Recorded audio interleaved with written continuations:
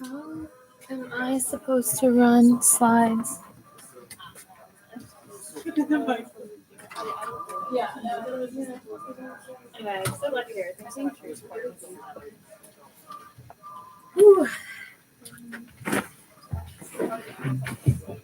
And where's everything else put together? There's lots of stuff about it. I think they're all kind of area. So we'll have that.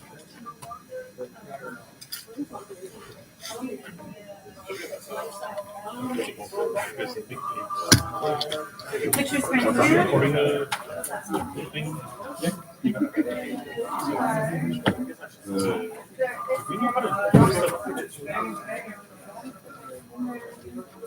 Hello. Hey, welcome. I'm just testing the microphone.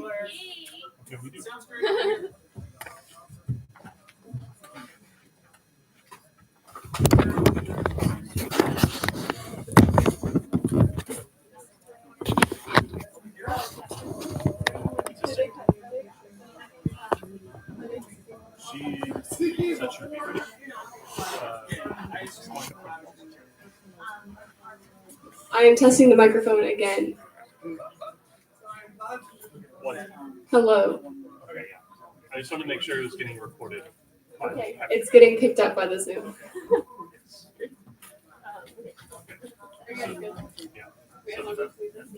So once they fix the video, we have audio and video.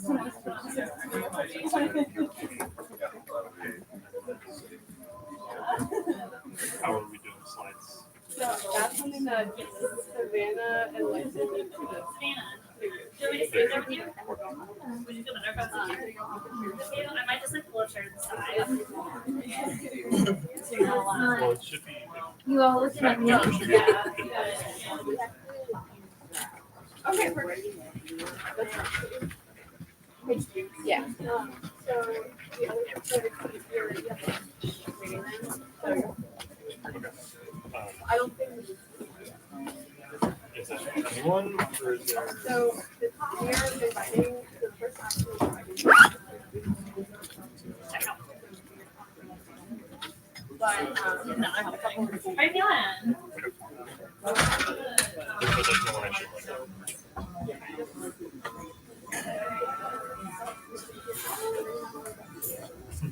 so being a man.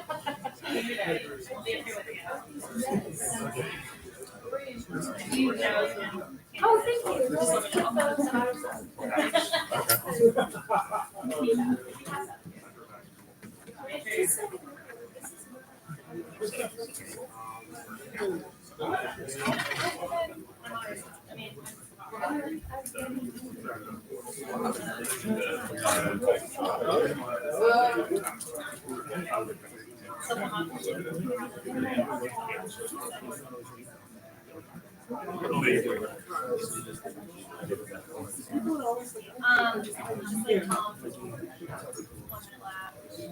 I can also.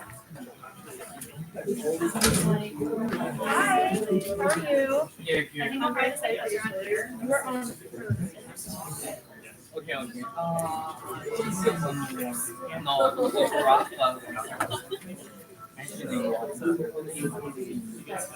Here, I'll move. Actually, yeah. Yeah, thank you. That's perfect. So are you gonna get really good? Yeah. This is in the first speaker. What was it?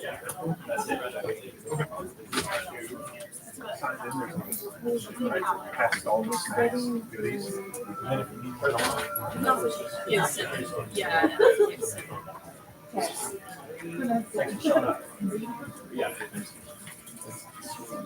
I think yeah, that's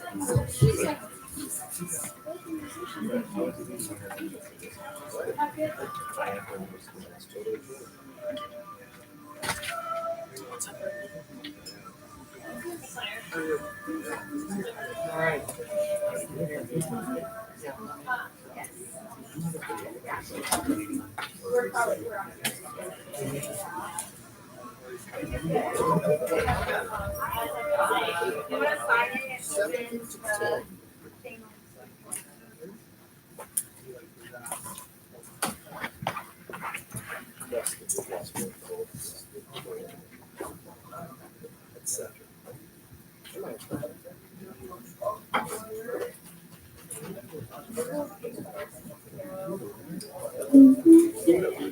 It works.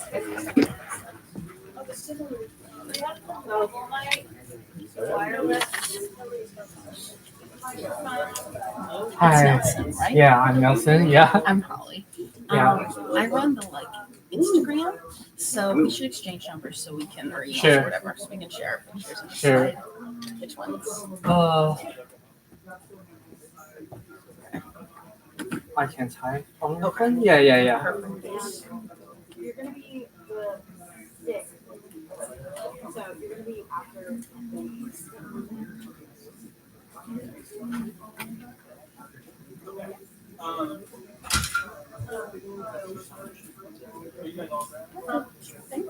No worries.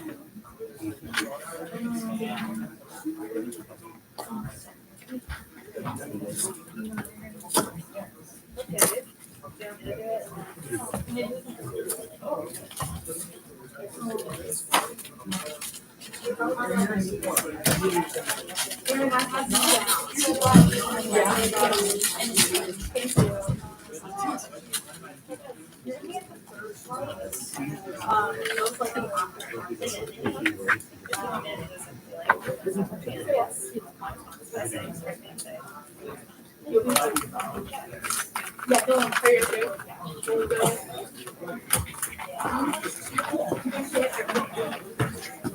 Thank you for setting this up for us. How you feeling? Good. I'm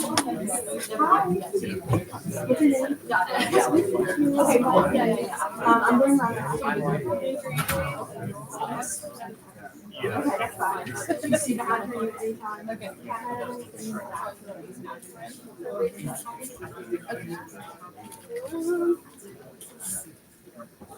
Hi, Katie. How are you? Good.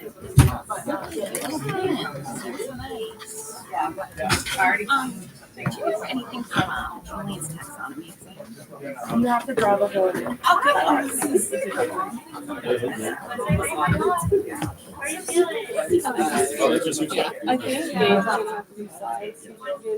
That's fine. I should coordinate with Annika about.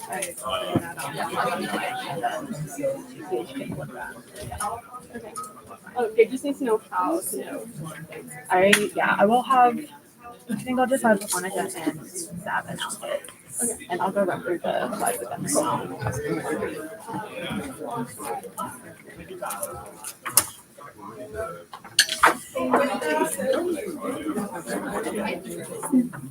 Yeah.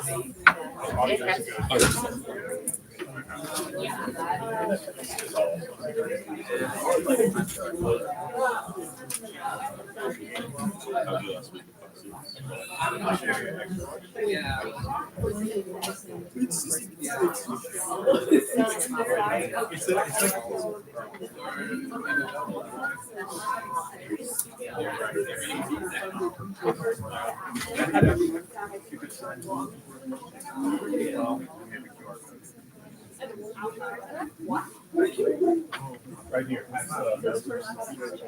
Hey, how are you? Thanks for coming. Do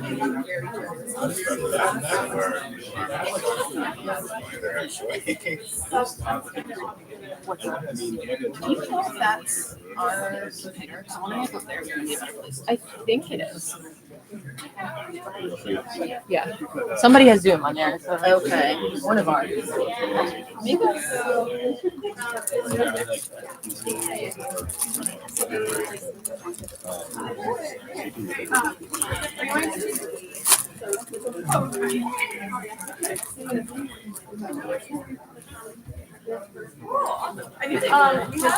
Mike. yeah. Oh, perfect. Yeah. So let me grab Andrew for you. Exciting campaign.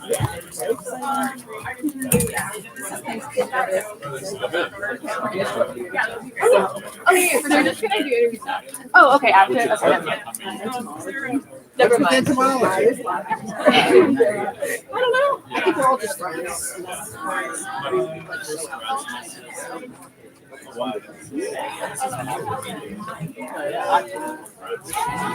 Lou, Savannah, and Lexi. Are there more?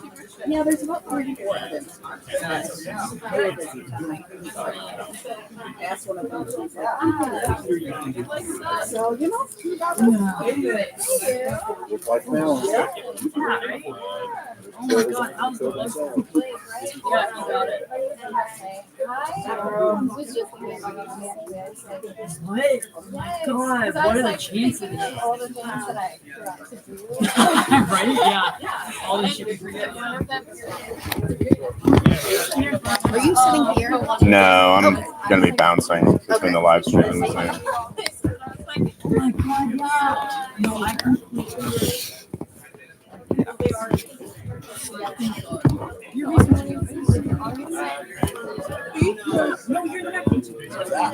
It's just our live stream for the whole thing. So since we don't have anyone up front quite yet, we're gonna just show the full room.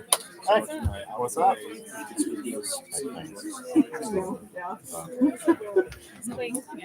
Not until later. So I guess I had an interview or something. So maybe some minor at 6:30. Yeah, we'll do. Thanks.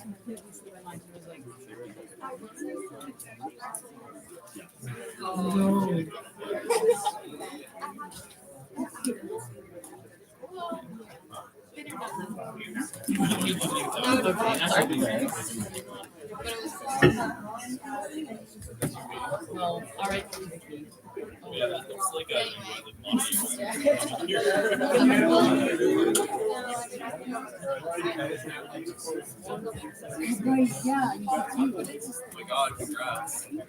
I miss my window so bad because we're like right in the center, like both.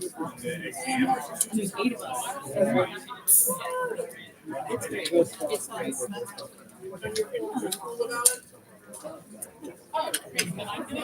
So what have you been doing? Like horses or actually that's my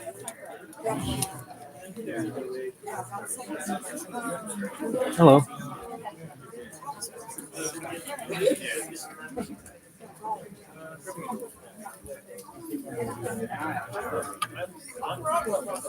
oh my God. Lexington started doing this. I don't know where you're coming from. I'm coming from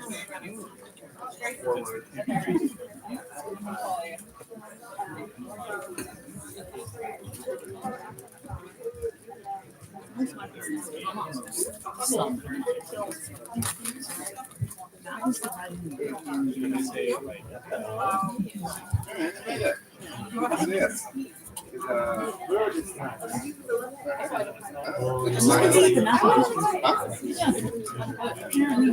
was gonna ask if you'd signed in.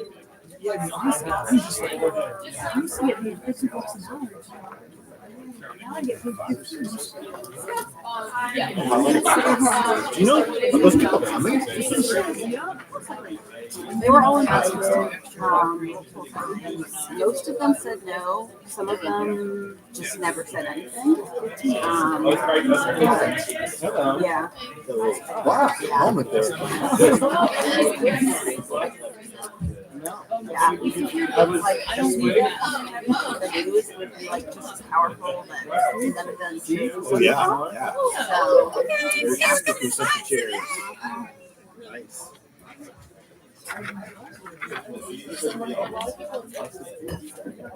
Nelson. Excuse me, could you keep this sheet for me? Of course. Yeah. I will be talking on the third sequence. Okay. Yeah. Thank you.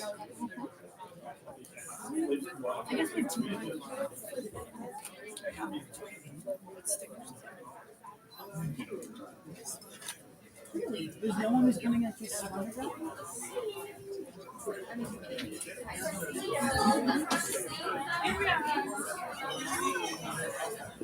Oh, yeah, you're not.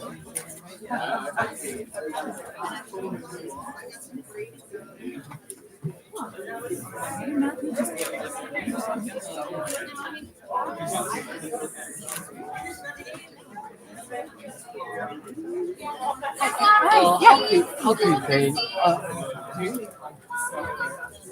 Yeah, the check right here is 263, which is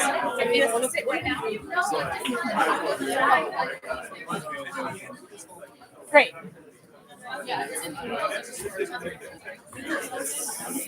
it's in 263 if anyone asks. I appreciate the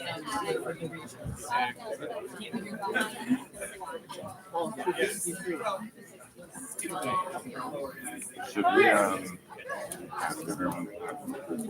I mean, tell them there's these seats are open up here. I mean, they don't have We're to, here. but this, yes, Erin, yes, sit in the front. There are plenty of seats up front if you'd like to join me and my friends. Yay!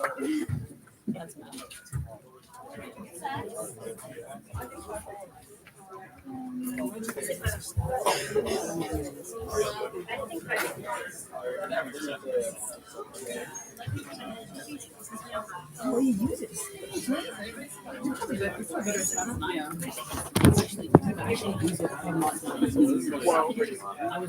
You can sit back there. I mean, you're gonna be called up by Savannah. So. I want to get to the answer, and I don't want to make a big whole thing of You gave this? Oh, you have that. Lexi's like real camera, so I got it. Okay. In case anyone's battery dies.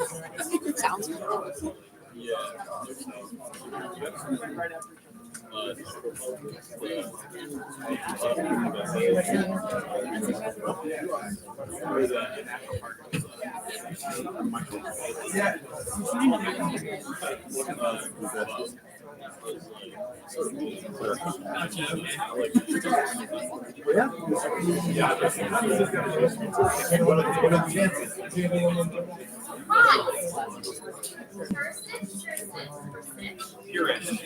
Pure-ish. Like pure-ish.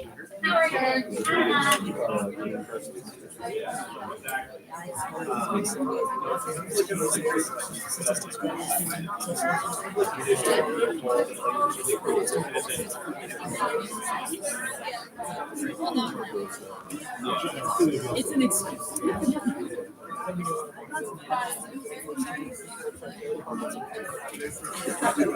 No, you're like.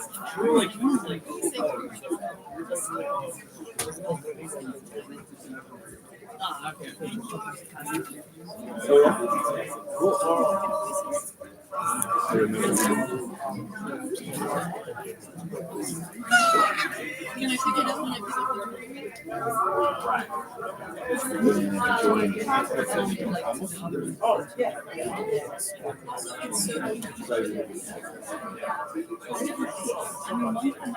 There's like 6 seats of 8 seats in the front that need a butt in them.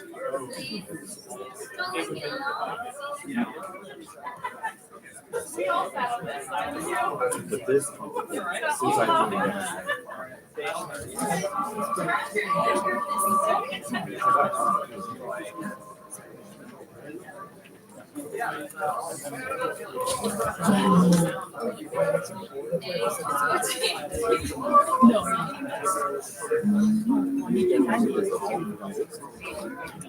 I've never been exposed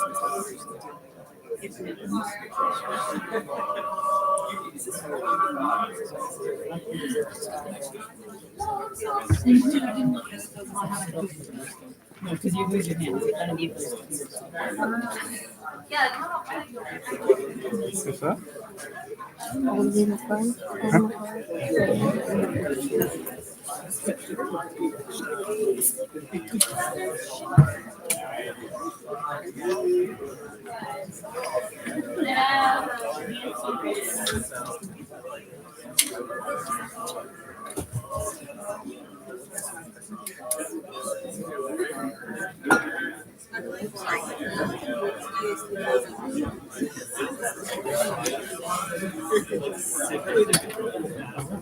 Hey, hello. I love your Thank you. Conceptually. Before we get down to business. Don't let this person quiet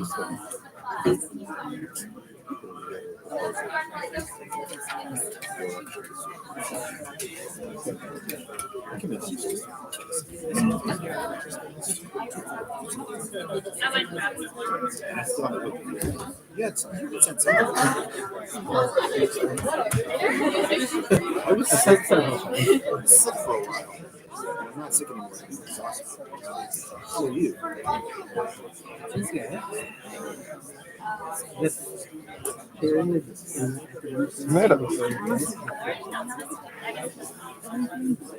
the simultaneous collective feeling of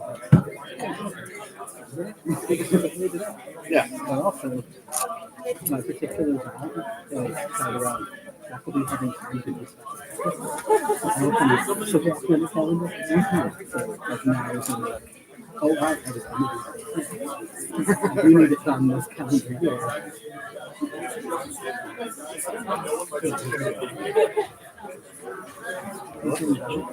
Oh yeah. I was just talking.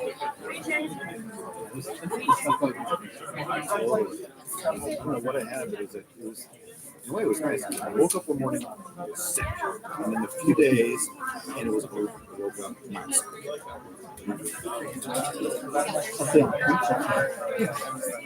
Was ambiguous. Am I sick or am I just lazy? I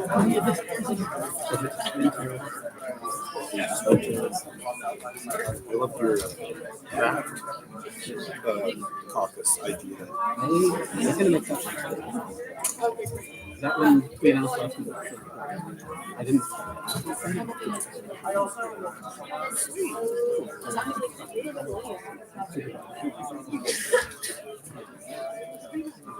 So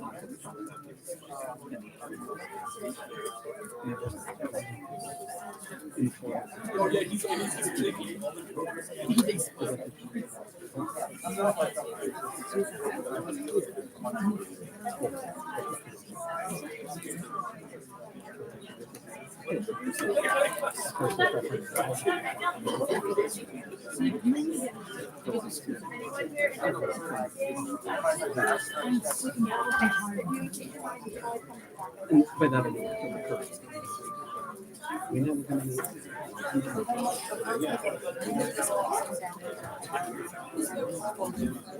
Hearing it from someone.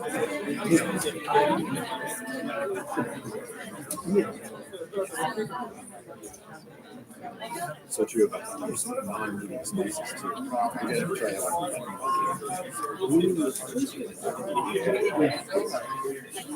Non-meeting spaces where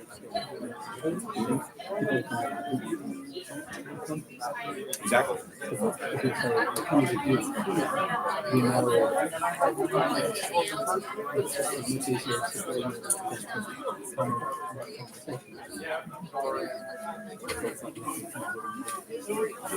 in just to come something that we can talk about.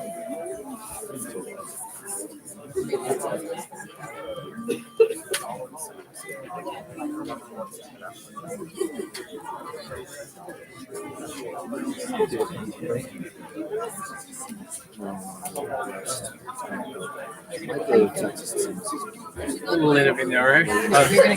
Yeah.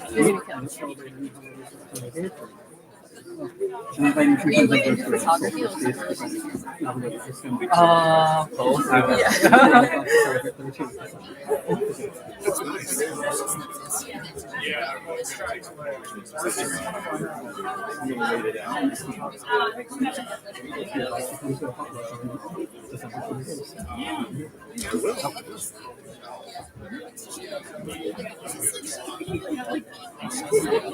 There'll be a handful of people who might come to the meeting.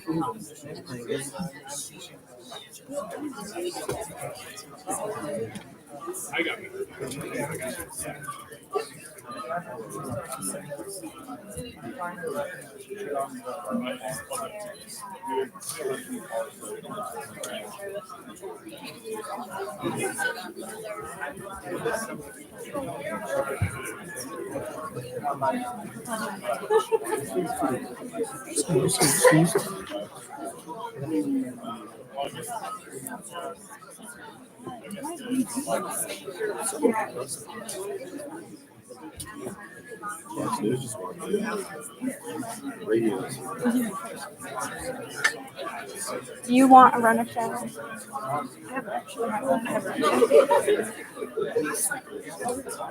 Okay, so the question is. We are figuring out some tech logistics, so 2 more minutes. So sorry. Also, Disney World rules.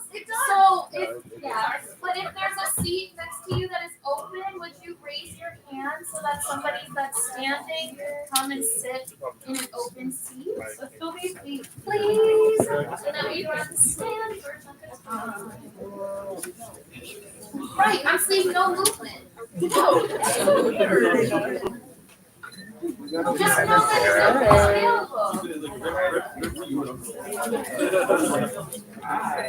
it's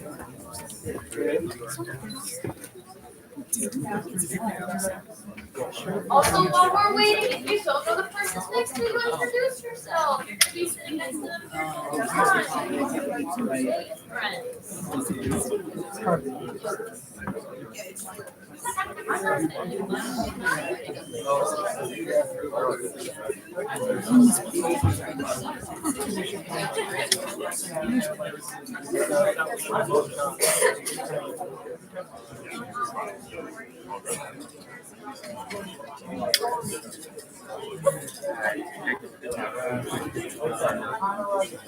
I'm assuming people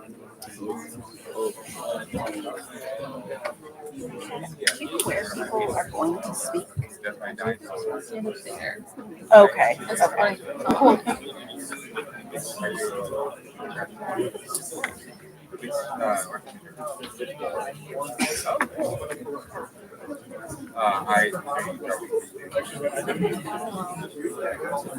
I do have a friend that is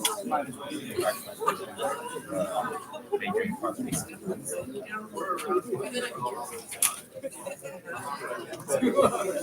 Claire, how we doing? We're gonna still some school tech. We have still some school tech. Okay. Okay, we're ready. Welcome.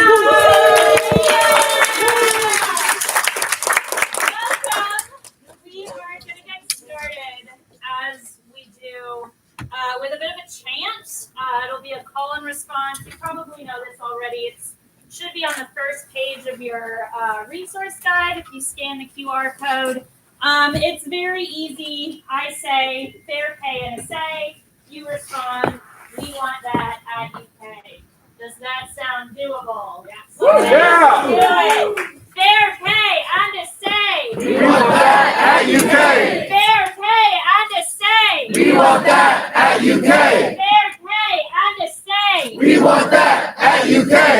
Good. That was so good, guys. Vanna for some welcome remarks.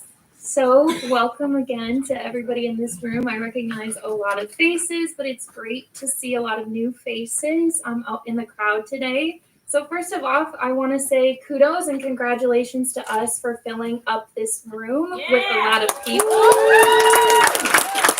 I know that it is an extremely busy time, but I think everyone in this room understands the incredible importance of what we are here to do tonight. So if you're a grad student in the room, let me hear you.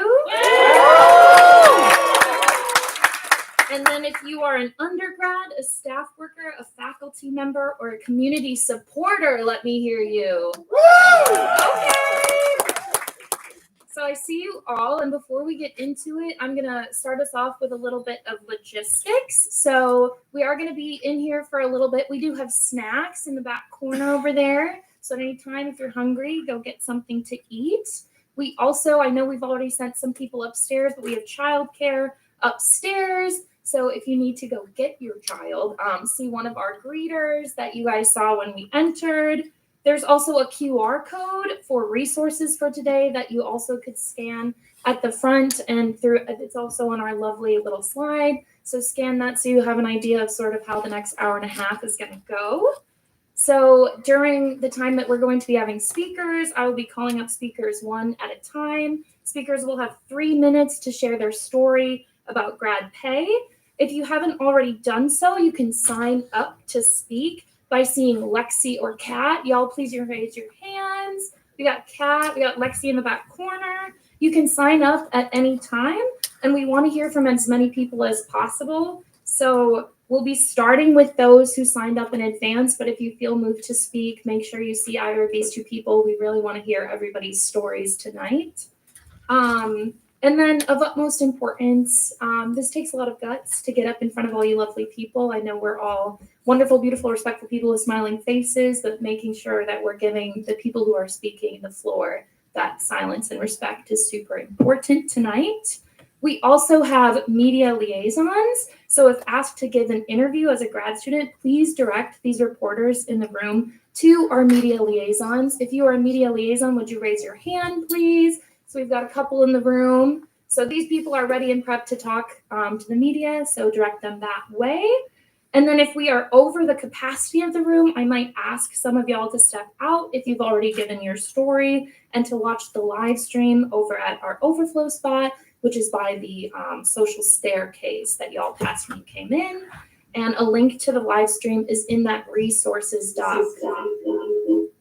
Guys, that's great. I've got a little echo. So I'm going to have us jump right into it. We've been planning this town hall with the help of so many of y'all here over the last couple of months. This is part of our 25K by 2025 campaign, where grads at UK are asking for a $25,000 minimum stipends increase by 2025, cost of living adjustments, and an end to international student fees.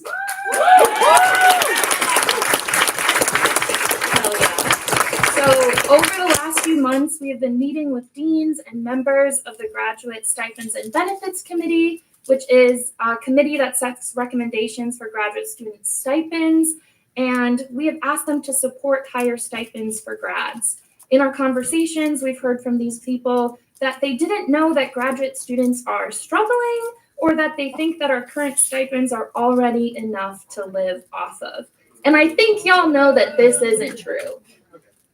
So in spite of what they say, admin know that this isn't true. So in October, 80 of y'all turned out to a caucus held by the Student Government Association, and leaders of the caucus wrote a letter to the Stipends and Benefits Committee sharing your experiences and asking for stipend increases. But guess what? They got this and nothing happened. So members of that committee did not make plans to increase stipends according to our needs. In addition, in November, the Grad Student Congress had a meeting that 40 of y'all turned out to, where they shared a report. And this report stated that with 200 respondents, that 66% of grads are food insecure here on campus. 25% are experiencing housing instability, and over 50% say that the cost of living impacts their ability to do their jobs effectively. Dean Kenny was in this meeting, and he heard that this is a serious issue, saw how many grads turned out, and he is still ignoring us. Absolutely ridiculous. So admin may not be standing with us, but we are standing up for each other. So give it up for yourself. So based on how admin have treated us in the past, we planned for this. We have a strong media presence here tonight that will hear and catch our stories, and we have several actions for y'all to take to move decision makers towards supporting our cause, which is why it's so incredibly important that everyone in this room showed up today, because we're here to have our voices heard and we matter. So I don't know if y'all have noticed, but none of the administrators who we have invited are here. I'm gonna take attendance for the last time this semester.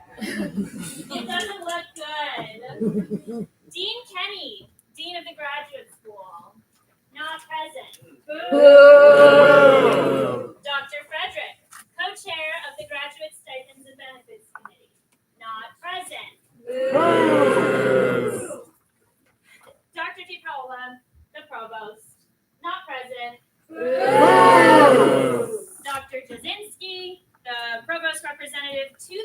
Graduate Stipends and Benefits Committee, not present. Dr. Franco Watkins, Dean of the College of Arts and Sciences, not present.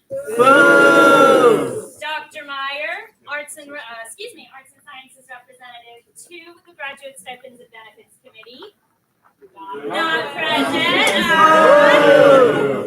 Dr. Cox, Dean of the College of Agriculture, Food and Environment, you guessed it, not present. And Dr. Shonda, Dean of the College of Fine Arts, not present. What do we think of all that? So before we get started with our stories, we're going to give these administrators who have heard from us consistently over the last couple of months to come tonight, to join. Email upon email, still have had, no one show up. And the recording's in progress, so they can also check out that. But we're going to give them one last chance to make an appearance. So I need everybody to get out their phone and go to that resource doc. Again, if you don't already have it pulled up, you can scan the QR code on these screens. And I would like you to send an email to the admin who are not here. And if you're ready to do so, take a picture of the room.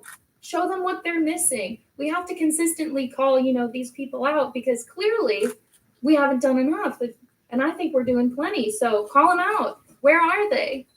I know tens and 20s of people in this room emailed these administrators and gave them many opportunities to show up. But let's do it one more time.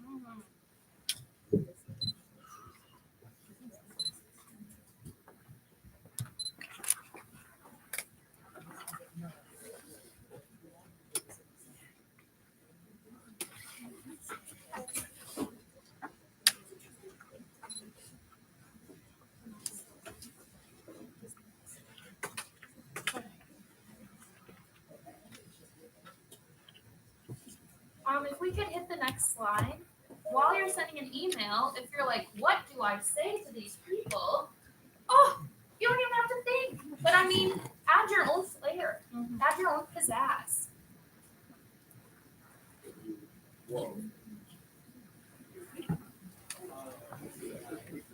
Because you all took the time to be here tonight. And I think we're just as busy or busier than the people who decided to not show up.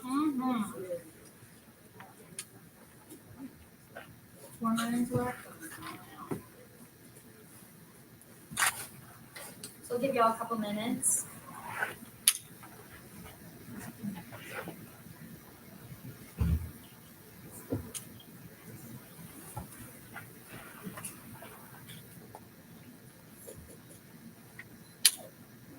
Also, if you do take a picture, y'all look good right now. You look powerful. Look around the room. There's a few people here, I think. There's a few people. I think one or two.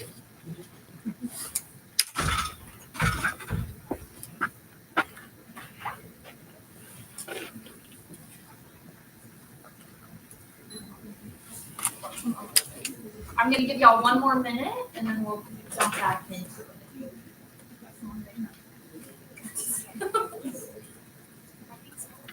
It's hard.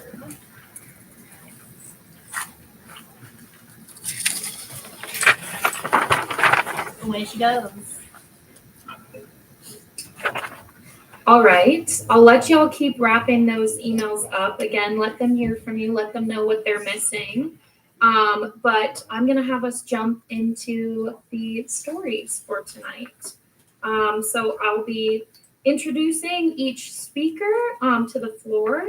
And I just want to say before everyone speaks tonight, thank you so much for not only coming out. Everybody in this room is doing something really incredible and important, but also thank you for sharing your stories.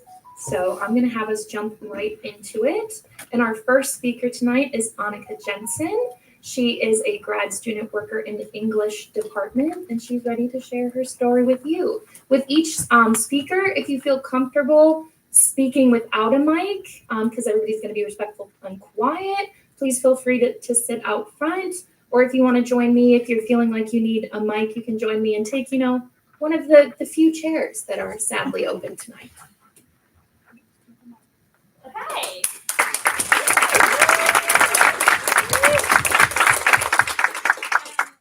So happy to be kicking things off tonight. My name name is Annika. I'm in the English department. I am a TA. I've never actually been a proper TA. I've been the instructor of record every single semester that I've taught at the University of Kentucky. I've been here for 4 years. So I am planning entire classes, delivering all of the lessons and lectures, and doing all of the grading, and I'm doing all of the miscellaneous other work that accompanies teaching, a lot of which is emotional in nature. Happy to do it. I love my job. And I do that for 2 class sections every single semester, like I said, since I've been here. And we'll hear a lot about how low pay is impacting people's quality of life and ability to access their basic needs. And I'm going to start us out with this story about access to mental health care, which I think is something that's very important that tends to go kind of swept under the rug a little bit. You may have utilized the 8 to 10 free sessions from the counseling center. I certainly have. I've had great experiences with them, but 8 to 10 sessions is certainly not enough. And so the story I wanted to share is one that I've not talked about very publicly, and I'll be withholding details just because I am a yapper and I know I only have 4 minutes. But a couple of years ago, when I was teaching one of my sections, there was a situation in which for about 25-30 minutes, my class and I believed that we were in danger. We believed there was a threat to our safety. And I essentially had to be the person in the room, taking care of them, making sure they were safe while we were kind of hunkered down in our classroom, while UK PD took a very long time to show up. And that was a very stressful time. We weren't sure what was going to happen. I was sort of the person in the room taking care of everybody, which is a weird thing to do when you're 25 and there are a bunch of like 18-year-olds, right? Like, what am I doing? And so in the end, nothing happened. We were fine. But the psychological consequences of those 25-30 minutes a couple of years ago have been really severe. I obviously had to be in a kind of caretaking role for my students, assuring them every single time we went to class that they were safe. And I didn't have anyone to take care of me. And so I developed very severe insomnia, increased anxiety. My OCD was very severe at this time. And there has not been a day since then that I have felt safe walking into my classroom. And as sort of an illustration of the sort of consequences of this, a couple of years ago, after this event, I was teaching when somebody I didn't know came into my classroom. I sort of immediately went into fight or flight mode, and all he had to do was pick up his charger that he had left the other guy. But that is sort of an illustration of these impacts. And so I burned through my 8 to 10 free sessions at the counseling center very fast, after which you're expected to seek care in the community. And while I have insurance, and there are providers who take that insurance, I could not afford copay to be going every single week, which I can't. And people might say, well, it's only $25. It's only $30 a session. That is a lot when you make $20,000 a year.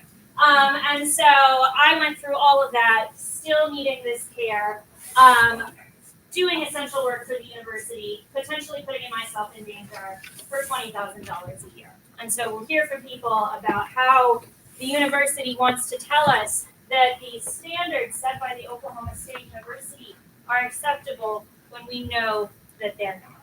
So that is my story. I'm going to let the next person go. Thank you so much for listening.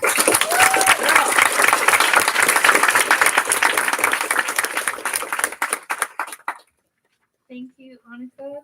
Thank you for sharing your story and for slaying us on time. I forgot to mention that when you come up, you can always look to me as a smiling face because it's a lot to stand in front of everybody else.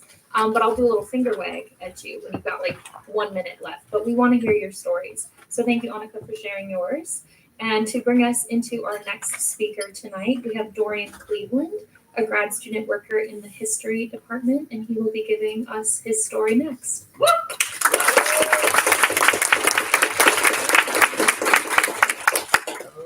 I don't really have that much written down to be prepared for real, but for those who were here early and had a look at the board at the salaries for people who are supposed to be up here, you look at those and look at people not being here, kind of get the vibe that they're sitting off. But I'll get into that later after getting to my story. So I would say comparatively to some of my peers that, at first I didn't necessarily struggle at first, but when I thought about how much I was getting paid, I thought about like what my car sounds like it has bronchitis, I'm gonna get mad. I was saying like how much like let's say if I trip and fall, break my leg or something, like how am I gonna pay for that too? Or let's just say my parents said, we don't like this, so I literally would be down bad. So I make nowhere close to $39,000 actually have to have here in order to live comfortably. So that's why I'm here pushing for the baseline. I honestly wanted to get up here and have a call of action because you can a lot of the administration they're used to BSing us. Like I know the game. I used to be good at BSing. Like I told the professor I was doing my work. I really wasn't. Like I already know the game. So we can clearly see past this. We can clearly see what they're trying to do, but I'm saying I'm not gonna let them like moonwalk away from our demands. I'm not gonna let them try to sidestep because a lot of y'all are literally in the trenches. The STEM grad students, I'm praying for you. My sympathies are with you. It's like you're not going through all that you go through. I mean, I go through a lot on my own, but y'all are literally in the trenches calling for backup, more pay. You're still not getting it. So I want you all to realize that y'all are doing a lot by even being here. Because when they see that even when we have a lot of people on Zoom, they think that there's nobody standing behind us. A lot of people are really struggling. But in actuality, you guys have testimonies that I would say that y'all would need to get out. I'm not going to force you. But I would say, though, that y'all have stories to tell. Y'all have things to support. And you guys are clearly supporting for an increase in the stipend. And for my international students here, you guys do not need to be paying fees on top of the stuff that y'all already paid for. Let's just be real. Y'all are coming to a different place. Y'all learning. Y'all giving y'all's labor to the university. Aren't being valued for it. So I'm saying, go out, support, do what you need to do, but help us push for this, and we will achieve our goal. And it should be in 2025 when we can keep this up. So I want to thank you all, and I'm saying, do not let them BS you any longer because they're getting paid six figures. Just to like not show up the place or just say, well, we hear you, we see you, we're busy, we're scheduled. Clearly, that's a lot. They have the time and clearly the resources to do what they need to do and actually act like they care. Not even act to care about us. So that's all I have to say. Thank you for coming, and I hope you all come to our future events.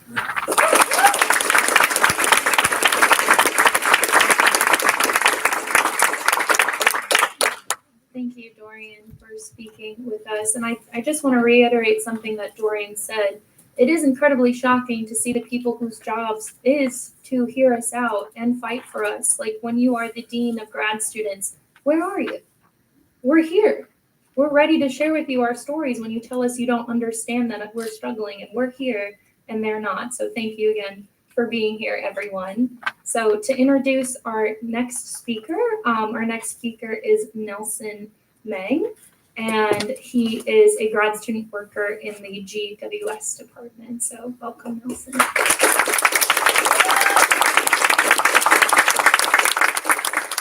Our first, thank you all for being here today.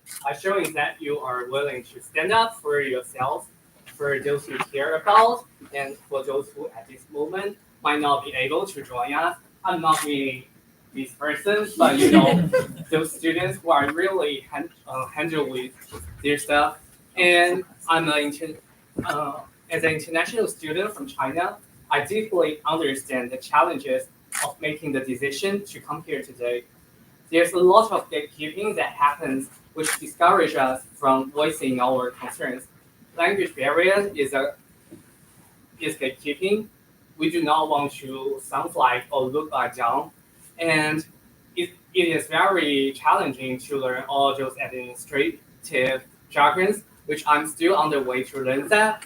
However, I feel more empowered when I am with our union workers, as together we navigate these intentionally complex and intimidating systems. I know right now there is a real fear among us as international students about speaking up what we need.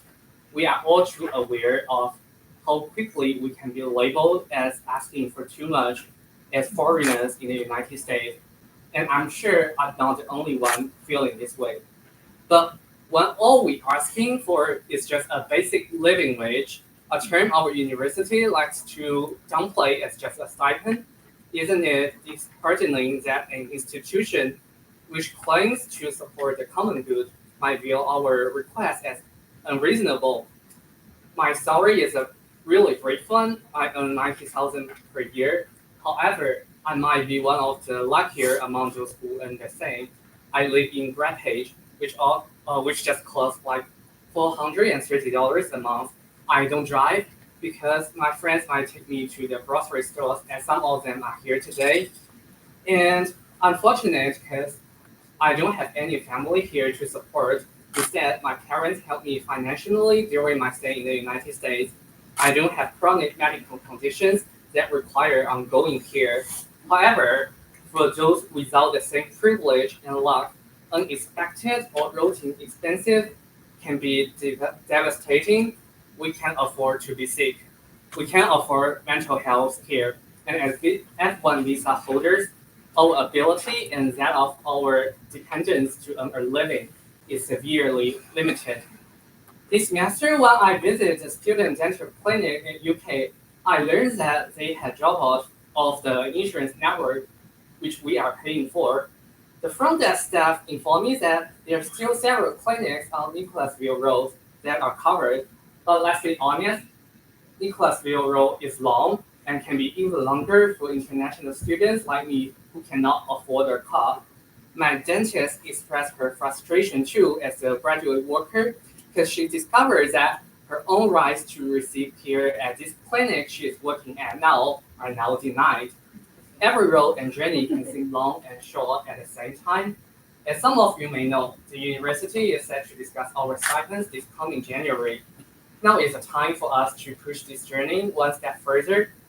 In addition to gathering here today, we can also take other actions. For example, we can begin talking about our stipends and living conditions. We can first talking them to our cohorts, to other students in our program, then to your PIs, to your DES, and finally to your chair.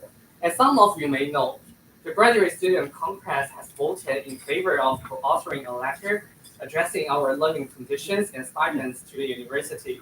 However, we were recently informed that we cannot send out this letter without approval from the Communication and Documents Committee. The current GSC has not specified any constitutional conditions for this decision, nor has it provided a timeline of sufficient transparency and democracy in the committee's process.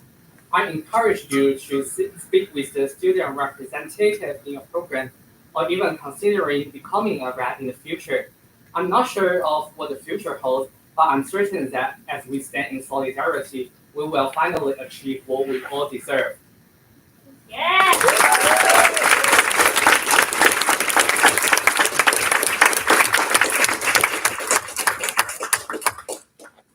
Thank you, Nelson, for sharing your story and for taking lovely pictures of tonight's event. Our next speaker tonight is going to be R.K. Carter. He is a member of the facilities here at the University of Kentucky and is also a very proud union member. So we're excited to invite him to share his story.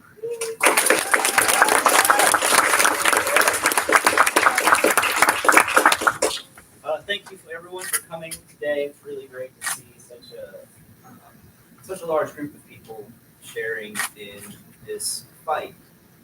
So I'm a custodian here on campus. I did work in the chemistry, physics, and astronomy building. I've just been moved over to mechanical engineering complex. But I want to share a small anecdote of a grad student that I worked closely with. And I worked closely with them because they, like myself, were in every day at 5:30 in the morning. And I saw them still there. And I know he taught, and I'm sure this person also had a side job sometime in the evening. And he was a yoked dude, so I know he's lifting too. He's in there all the time doing, I'm sure, 10, 12 hours. And I'm sure as well that he was in over the weekend. You know, that's a crazy thing to me to think about because I work a 40-hour work week and I'm not in there 6 days, 7 days a week. You know, I'm in there cleaning floors and bathrooms, providing services for the students and the grads, and I'm not in there 6, 7 days a week. And I'm also not getting paid $19,000, $20,000. I'm making just a little more. And someone might ask, RK, why would you be in support of something like this? You know, they're going to be making close to what you're making, which is a sad thing. It's sad that I don't make more, but you all deserve to make more. Because you are the future. You are providing services to generations ahead and generations behind. And they say that the rising tide lifts all boats. So if we can provide, the university can provide you guys with better stipends, then I know that eventually we can win a fight to provide myself and other custodians and grounds workers and building maintenance people, all people who are essential to this university's day-to-day functions, could also win a raise, win something that'll allow us and you better mental health, better food, you know, so much more. And I just want to thank you all again for being here, because it's a very powerful thing. And this is the future. I truly believe that. My work in the union has taught me that. Spending time with the people in the union has taught me that we are the future, and only in solidarity can workers wield our labor, wield our power, and push into the future to make things better for ourselves. So,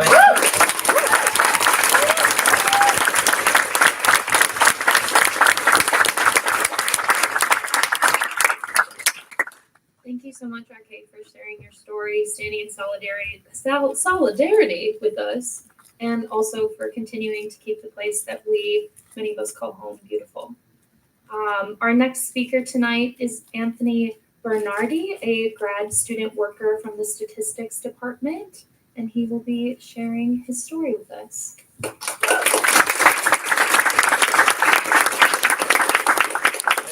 Thank you all. It's really, really enlightening and really, a little motivating and emotional to see this room filled to the brim. So that's really awesome. RK, that was great. That was really, really beautiful. Thank you for sharing that. I'll share my personal story and then just something I've kind of learned as my time in grad school. So obviously we all see our 2-week, bi-weekly pay home. We see how low that is, right? We see the rent go up every year. We see how bad that is. That's the obvious cost. That's the sort of in-your-face cost, right?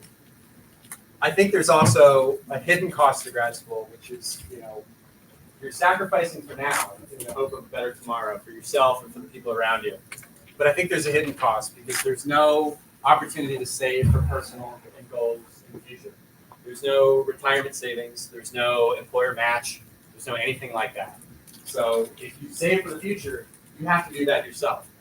And, I'm lucky to break 2 as far as the take home every month. So it's hard to make that work, right? So I think there's a big hidden cost to grad school that never gets talked about. I have a lot of professional goals as a statistician, a data scientist, whatever. But I also have a lot of personal goals. I'd like to start a family. I would like to buy a house. I would like to be established in a community, get to know my neighbors, do the front lawn, all that stuff, right? But you need to feel like that's possible. I think to work toward that, you need to feel like you can realistically do that in an area that you want to live in.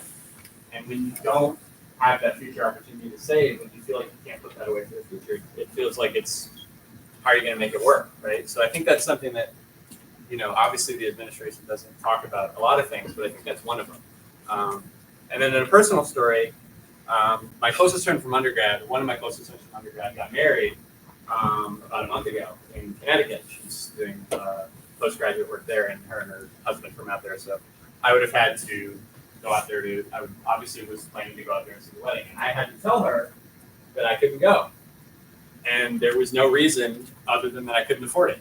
Because getting out there on a plane ticket, hotel, lodging, my partner and I were hoping to go, it would have been more than a quarter of my take home for this month, and that's before the rent, before the groceries, before all the other stuff. So it's just totally not feasible, totally not workable. And I had to tell her, and there was a lot of shame in that, right? It's hard to tell somebody you just can't make it work.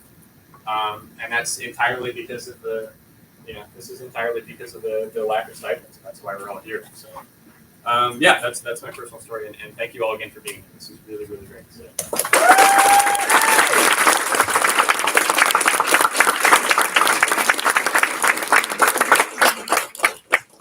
Thank you, Anthony, for sharing your story. Our next speaker is going to be Cameron Lynn, an undergrad from the Landscape Architecture Department. So please welcome them up as they share their story.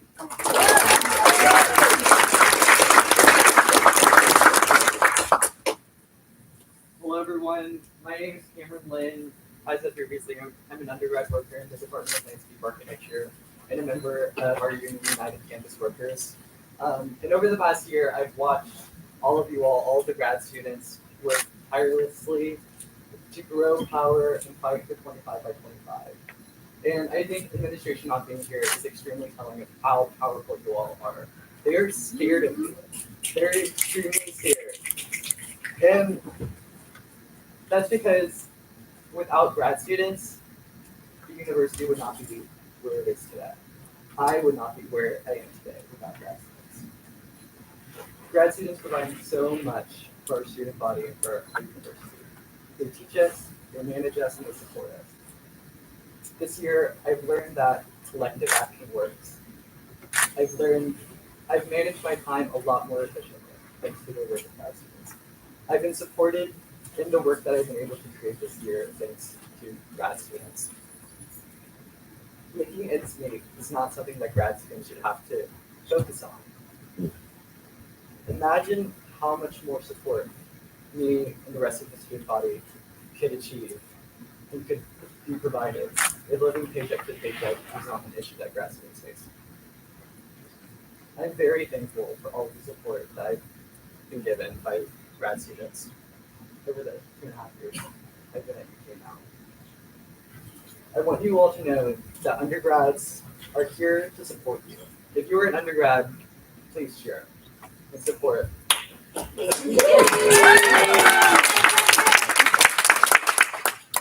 25 by 25 is a very small step towards alleviating the issue of grad pay, improving the livelihoods of the student body, and fostering a better work and education environment at UK. Thank you all for showing up, and thank you for your support.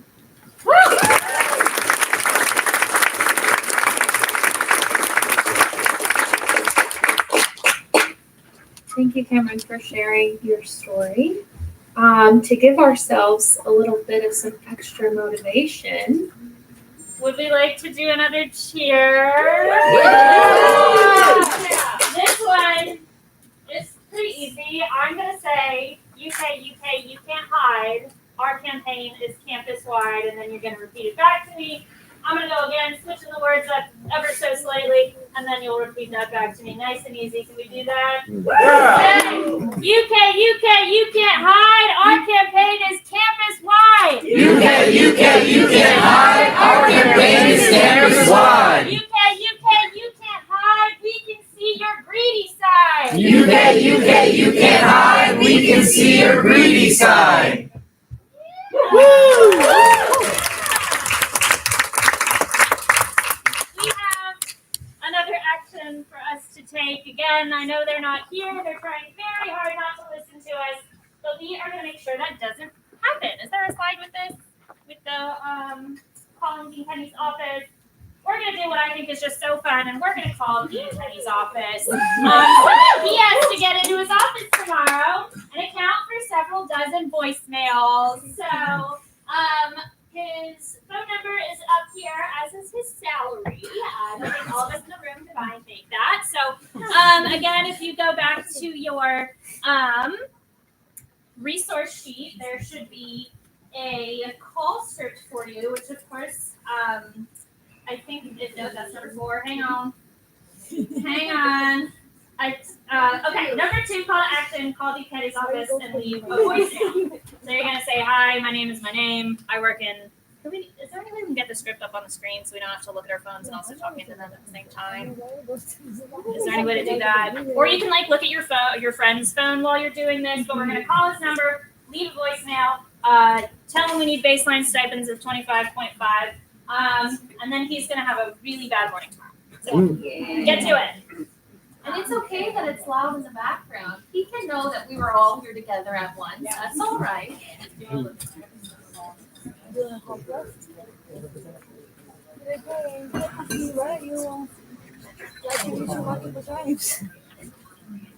welcome. Make sure you press 6.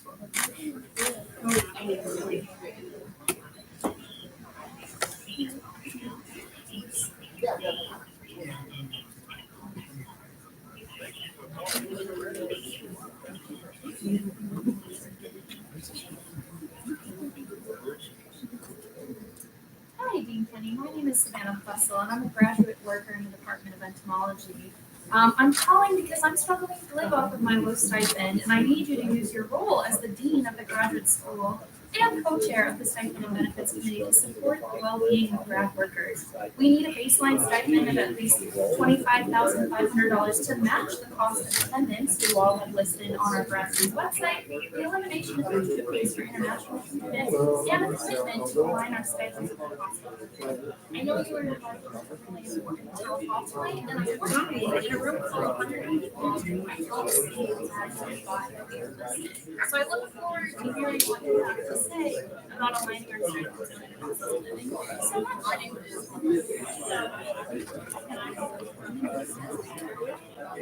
This is how you put it in order. I used to have one of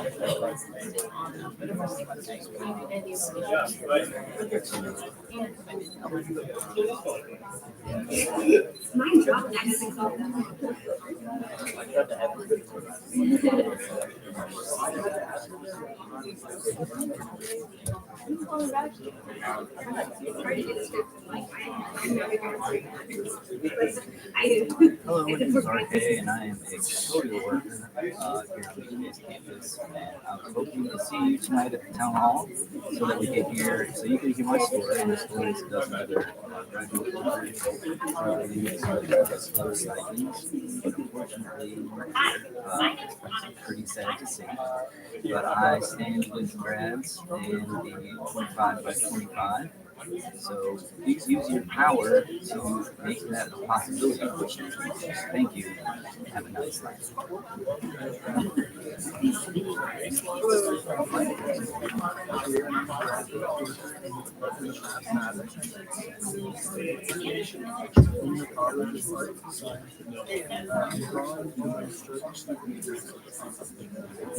Okay, a couple more minutes, y'all.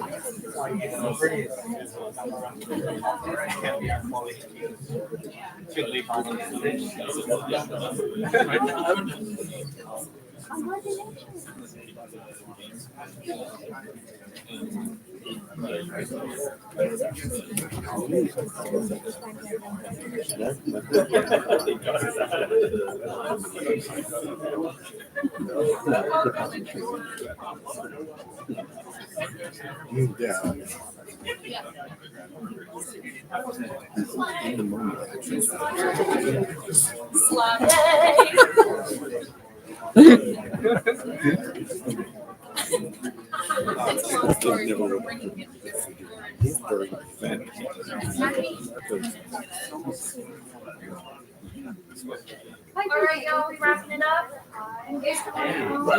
Oh.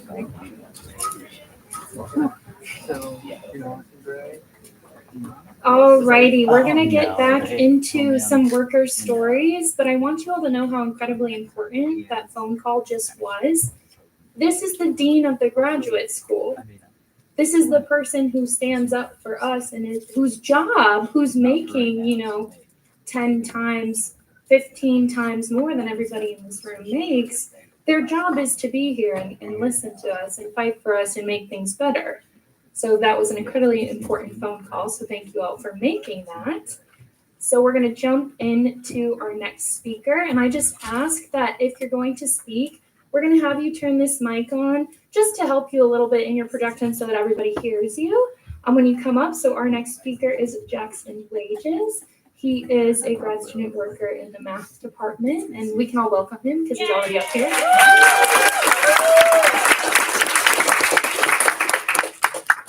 Hello, everybody. I kind of want to start out with a reminder that I always have to remind myself of, which is that we don't just get our stipends because we're a TA or a research assistant. We are getting our stipends because the university wants us to complete a degree. It wants us to complete our master's. It wants us to complete our PhD. But when I see that check in my bank account, sure doesn't feel like they really want me to complete it. And so I always remind myself of that. Anytime you hear someone say, well, we only work 20 hours a week, or that's what they're supposed to. I know many of us work more. That really is not why we get our stipend. We get our stipend because we're going to get a degree. We're going to go on to be proficient in our fields. We're going to do amazing work, or at least I hope so. And I believe I will, and I believe everybody here will too. So I always have to remind myself of that. But being said, I love my work as a TA. I love teaching, and the way I get paid makes it really hard to do that. And I just think about the number of students I work with. I'm a TA in the math department, and I see 4 sections for recitation, and each of them I see once a week. That adds up to about 100 students that I interact with every week. And I think about the fact that that's their only time where they get in a classroom with only 20, 30 other students that they can actually ask someone who's proficient in their subject how to be better at it, how to improve. And, I won't ask you guys to call yourselves out right now, but I know many people in here, many of my students have cried over mathematics. I have too, even as someone who's doing a PhD in it. It's a hard subject. And I think about all those students and how much I care about them and care about the fact that they need this mathematics to work in their field. And it's really hard for me to square the amount of time that I feel like I can dedicate to them with the amount of time that I'm able to because of how I get paid, right? So I struggle with that constantly.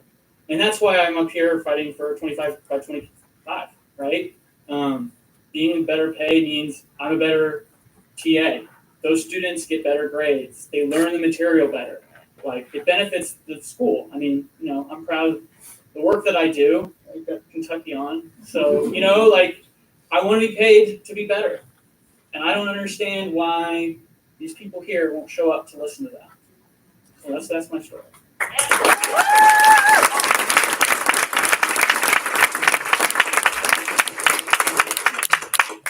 Thank you so much, Jackson, for sharing your story. Our next speaker is Lexi Gauger, a grad student worker from the entomology department. So let's welcome them up to tell their story. Hello all, it's wonderful to see so many of you in this room. You all can hear me okay, right? All right, sweet. New mic situation. I'm so excited to see everyone today. I'm only loosely prepared, but I want to tell you about my experience with my stipend, especially as my life has changed a little bit over the last few months. I started my PhD program in 2022, and I made $23,000. And at that point in time, I was just happy to be paid at all, because as an undergrad, you're living paycheck to paycheck, to birthday money, to Christmas money.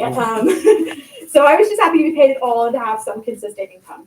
But pretty quickly, I started going into the red each month, spending more than I earned just to meet my basic needs, and burning through the modest savings that I had going in. I was lucky to have raises in my department in the next 2 years, and now I make a little over $27K.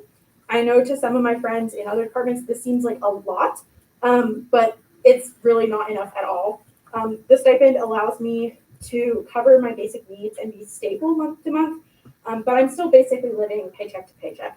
So go 25 by 25. If you make that much, you can be stable and live paycheck to paycheck.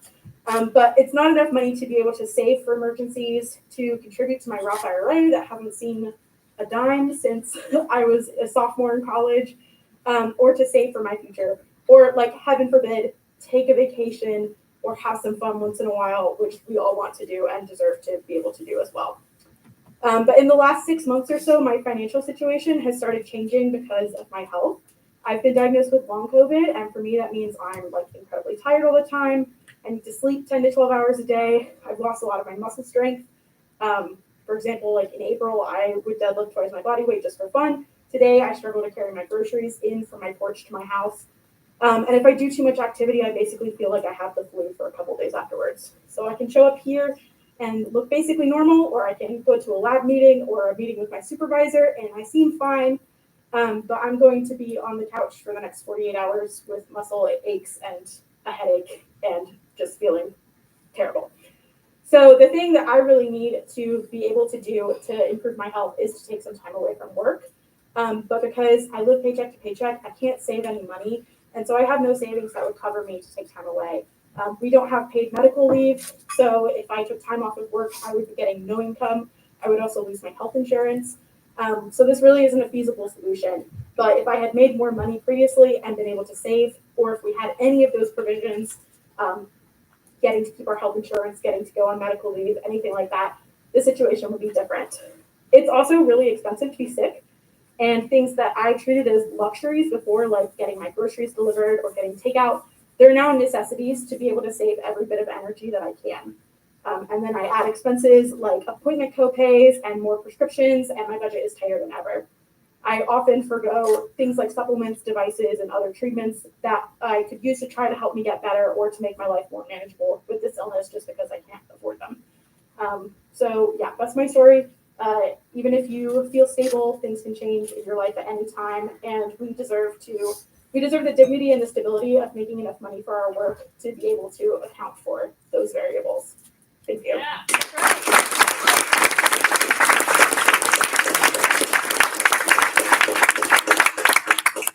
Thank you so much for your story, Lexi. Our next speaker is Dan Moon, and she is a staff member in information science here on campus. So please welcome her to share her story.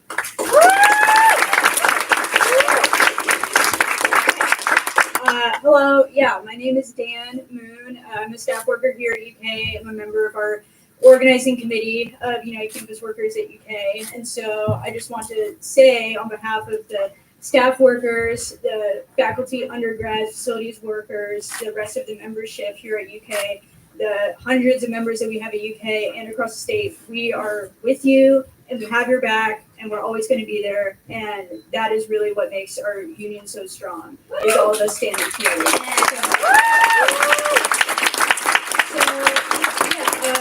I'm staff at UK. I work as a department admin in the College of Communication and Information. And I'm speaking in support of grad workers today, not only as a fellow worker, but also as a lifelong Kentuckian. I've lived in Lexington my entire life. I only applied to UK. I went here for undergrad.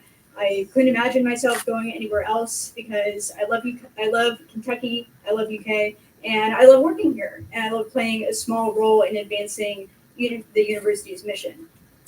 And something absolutely critical to UK being able to achieve its mission is graduate student labor. As we've heard tonight, grads are instrumental to the teaching and research functions of our university, and I've benefited directly from grad students, the TAs and the primary instructors during my undergrad degree, and the GAs that supervised and mentored me as a student worker in the LGBTQ office. And in my daily work now, I see and hear about the grad workers teaching UK core classes and making research possible.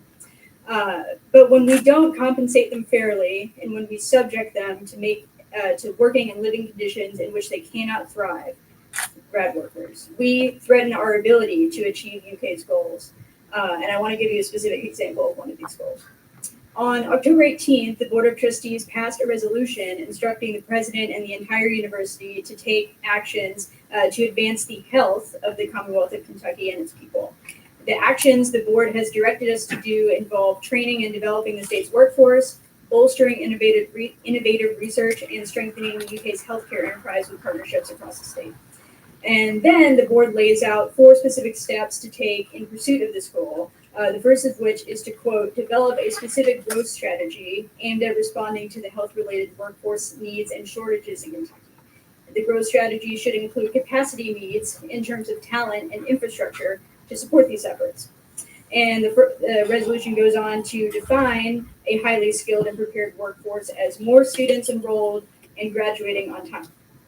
And so, with UK taking steps to increase enrollment in response to these healthcare workforce shortages, we have to ask, who is teaching these students, grading their papers, leading their recitation sections, mentoring them? Teaching assistants are doing all of that. Who is working in the libraries, working in the student success offices, in the tutoring centers to ensure that students are supported while they're here? Graduate assistants are. The talent and infrastructure, the board says that we need to bolster these enrollment efforts. That includes grad students serving in these vital roles and being able to complete their duties without worrying about their financial security. And though this directive from the board, it centers on students pursuing health-related fields whose major courses may or may not rely on TAs, it is also very true that every undergraduate students, including those in pre-professional programs like pre-med, they all must complete 30 hours of UK core classes. And these courses, which for many undergrads are larger classes that involve TAs in one way or another, they build the foundation for every student's ability to think critically, communicate effectively through different mediums, to be engaged citizens, among other crucial skills. And who do you want teaching your future doctor to think critically? Teaching our state's future public health workers the basics of written and oral communication. Do you want an instructor who is frazzled, trying to balance two jobs to afford living in Lexington on a small stipend? Do you want a TA who can only spend a few extra minutes each week with their students because they can't afford childcare? That is not who I want in that position. If it's the teaching and development of my future doctors and healthcare workers, I want teachers who are able to be engaged to give their best selves to their students. And I know that's what grad workers want to do as well. But being paid a poverty wage does not allow for that. Improving our state's health is just one of the many issues that we are called to address as a land-grant flagship university. And I believe I speak for many Kentuckians when I say that I'm proud of what UK has done and has the potential to do. But we cannot and will not accomplish these important goals for ourselves and our state without graduate students, the people doing the work, without them being paid a wage in which they can thrive. And this is that's not just my opinion. And you can find this truth in UK's strategic plan for 2020 through 2025, which reads, quote, we will only accomplish the mission of advancing Kentucky when our people, those who work with us and those we serve, are cared for holistically, their health, their safety, their well-being, and their ability to prosper. Thank you.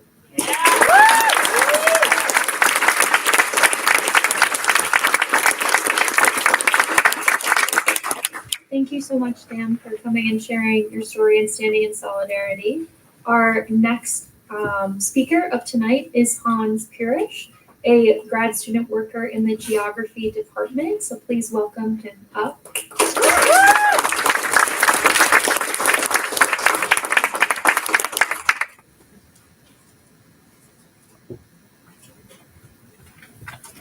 Hi everyone, can y'all hear me all right? Great. Oh my god, it's so nice to see everyone here. It's fucking amazing, right? Yeah, so I'm Hans. I'm a second year master's student in the geography department here at UK. I'm also a proud grad worker. I TA for Geo 109, digital mapping. So, I'm spending a lot of time with my students right now, just showing them, helping them with their map final projects and everything. And, it's a lot of work. I stay, an hour after class sometimes. And, it's really demanding when we make such low stipends. So I just wanted to share my story here today. I wanted to go to grad school ever since I was in my first year of undergrad. I found out that I liked learning in a way that I never experienced in high school. And so much of that was because of my professors and my TAs. And I really wanted to, have that same ability that they, had to help me with my, writing my essays and helping me develop my ideas. And I wanted to be able to draw on that same breadth and depth of knowledge as they were able to. And luckily for me, that goal was never really in doubt to pursue a higher education. I'm like a fourth generation college student. Both of my parents have master's degrees. Both of my grandfathers have PhDs. And they've been saving up for me to go to college as long as I've been alive. And I'm immensely privileged because of that. And so when we're talking about our stipends, supporting our cost of living, my stipend literally doesn't. I have to rely on the support of my family to even be able to go here, to go to school, right? To get support, paying rent, to get support paying groceries. If there's something that's wrong with my car, I can, and I have an emergency, I can fall back on my family. But that's just an opportunity that, a lot of non-traditional students, first generation students, international students, they don't have that same privilege as I do. And, I'm able to go to the department, extra meetings, right? I have all these opportunities, extra FaceTime with professors, getting this quote unquote like hidden PhD, right? And this just really limits the perspective of our department culture, right? Like there are fewer people who can show up to these meetings than I can because I have this privilege. But even with my privilege, I still have to live in shitty, low-cost rental housing. It's been so, the insulation is so bad in our house that it's literally freezing outside. It's about as cold outside as it is out. It's about as cold inside as it is outside. And it sucks. I'm considering leaving early for winter break during reading days, which means that I'll be able to offer fewer open lab hours for my students who desperately need it because they're all procrastinating on their final projects, as I'm sure all the grad students are in here. And I really want to stay at Kentucky. When I got my acceptance letter here, I remember that night I stayed up late watching John Wall clips. And but I'm being forced to sort of apply around to different PhD programs because they all offer more competitive stipends than Kentucky does. And I want to stay here. I mean, I think one of the purported goals of a state institution like the University of Kentucky is to offer opportunities to non-traditional students, to low-income scholars, right? People who otherwise wouldn't be considered good enough, and give them opportunities to work with world-class faculty. And when you have to have multiple generations of family saving up for decades for you to pay to go to school, people are just not going to get that opportunity. So, we need 25 by 25, but that's just the start. We need way more fucking money. So. Yeah.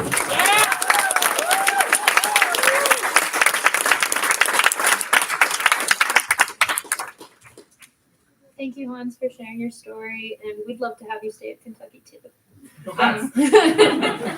Our next speaker tonight is Megan Hall, a grad student worker in the sociology department. Please welcome her up to share her story.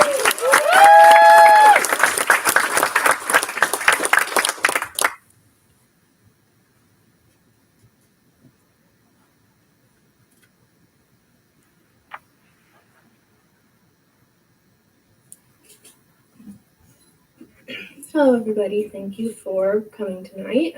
My name is Megan Hall, and I am a first-generation college student and a third-generation union member, and I am a second-year PhD student in the sociology department. Since I started working and studying at UK in 2023, I've had the opportunity to assist instructors teaching courses like Intro to Sociology, Sociology of Family, Environmental Justice, and Environmental Sociology, among others. I'm also looking forward to teaching independently in the near future. Through teaching, I have learned that I have a passion for working one-on-one with students, especially to help them develop their thinking through writing.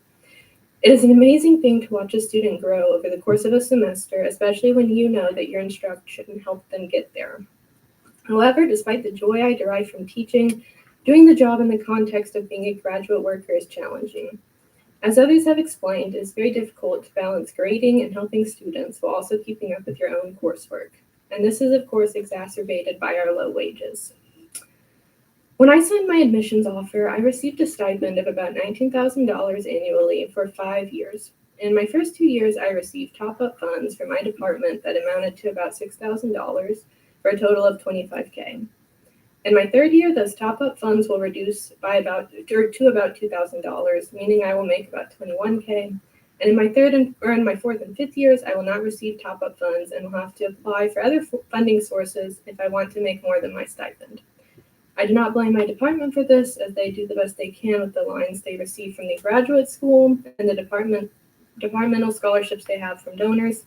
However, I can't help but wonder what someone outside of the academy would think about the logic of getting pay cuts, not raises, the longer you're in the job and as you get more responsibilities. I would imagine that they would urge me to quit and find a better job elsewhere, and I can't say that I think that's bad advice or I haven't thought about it. I'm sticking it out due to my passion for my dissertation topic and the amazing support I receive from my advisor, mentors, and departmental faculty, but if something drastic were to happen, I would seriously consider taking a leave of absence or completely withdrawing from the program in order to cover the costs financially. I also acknowledge that even without the top-up funds, I make several $1,000s more than some of my coworkers in other departments. This disparity is due to UK's reliance on the Oklahoma study, which establishes baseline stipends by discipline, according to how much universities across the nation offer for those disciplines on average, which they say is how competitive they are. While this can be a useful starting place, I do not think it should be uncritically applied to set baseline stipends. The Oklahoma study does not consider variable costs of living throughout the nation and does not account for the fact that some disciplines are drastically underpaid, particularly in the arts. Using the Oklahoma study baseline reproduces economic inequality and results in some departmental stipend baselines at UK being below the 2024 federal poverty line of $15,000 for a single person, such as arts administration, music, and historic preservation, all of which have baseline stipends in the range of $14,000. I do not think it is reasonable to pay workers that little and still claim to offer competitive wages. As it stands, I feel financially comfortable. I rent a home I like, I do not struggle to pay for utilities or groceries, and I am able to cover extraneous costs such as veterinary care for my pets when needed. I can provide financial assistance to people important to me if they need help, and I can visit my family in North Carolina on a regular basis. My fiance and I have enough savings that we feel financially secure, and I do not worry about money on a daily basis.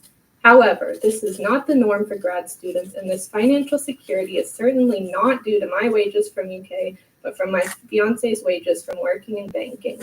If I were a single person trying to survive on the wages I receive from UK, especially as they decrease as my top funds dwindle, I would be in a very different, more bleak financial situation. I want all of my coworkers to have the sense of financial security that I feel, and I want them to be able to have that even if they do not have financial support from a partner or family members. UK works because we do, and therefore I do not think it is too much to ask for across-the-board stipends of $25K, a commitment to raise stipends to meet the cost of living in Lexington over time, and an end to international student fees. Thank you.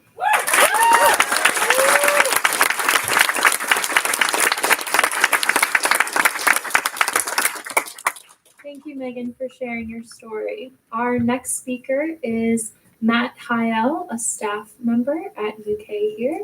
Please welcome him up to give his story.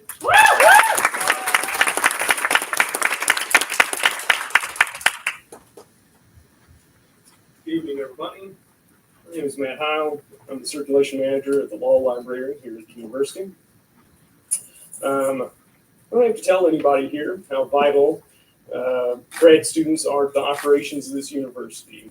A great many of you have spoken already more eloquently and more powerfully to that fact than I ever could.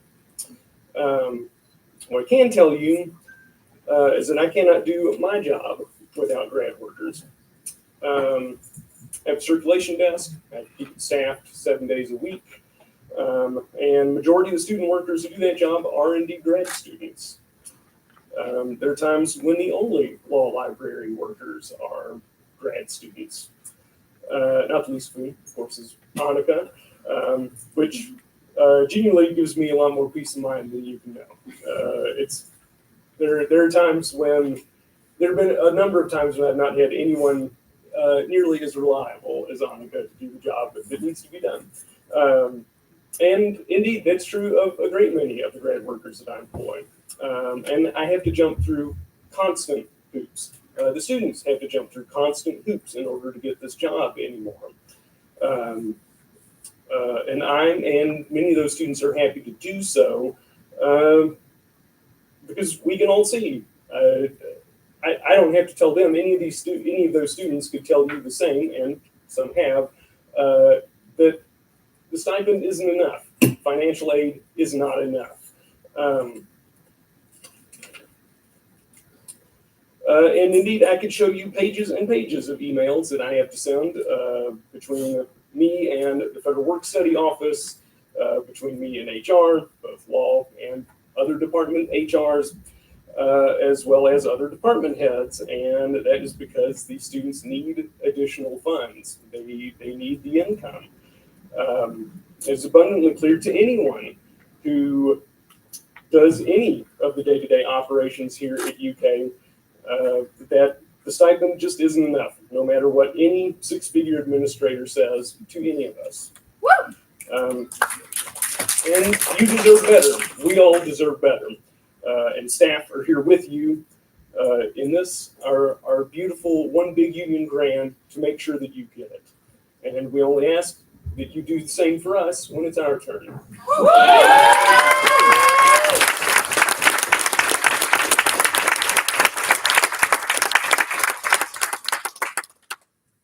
Thank you so much, Matt, for standing in solidarity and sharing your story, and we will absolutely be with you when your fight comes.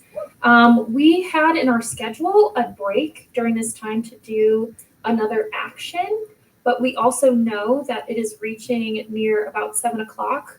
We don't want any of our stories to be silenced, so we plan on running over. Please feel free to stick around. Our next action item, if we could pull that up, we would love for everybody in the room to send an email, the dean and the rep of your college with a very similar sort of quote to what we've been saying throughout the night. The first email that you sent tonight, if you already sent one, can literally be copy and pasted and put through. And also sort of the same conversation that we had over the phone, sending that to these representatives, which are also, I'm pretty sure that's linked in your resource documents. We're also pretty much all grad student workers in this room. So to save time, we're going to do what we all love to do. We're going to multitask a little bit and making sure we send those emails, but we want everybody's stories to be heard. This is also a last call that if you still want to tell your story and haven't spoken it, I'm going to be here all night, cookies. So final call, sign up with either Lexi or Kat to tell your story. We've got about 7 more in the works, and we'll be welcoming you all up to the stage. So stick around, eat some snacks in the back. What the heck? Nobody's eating those. Those look delicious. Come on. So we're going to hop right into it, but make sure we send some of those emails. These are more people who have the deciding power to change our current situations. So make your voices heard to them. To invite our next speaker up. What's up? Okay. On the resources doc, under call to action number 3, if you didn't like the weird font that it copy pasted into your email the first time, we have fixed it. It will be in plain old Arial. Just refresh the page and you can see the updated that. All right. Please feel free to also fill in seats as people shuffle around. Our next grad student speaker is going to be Sarah Fogel. She is a grad student worker in the geography department, so please welcome her up to share her story.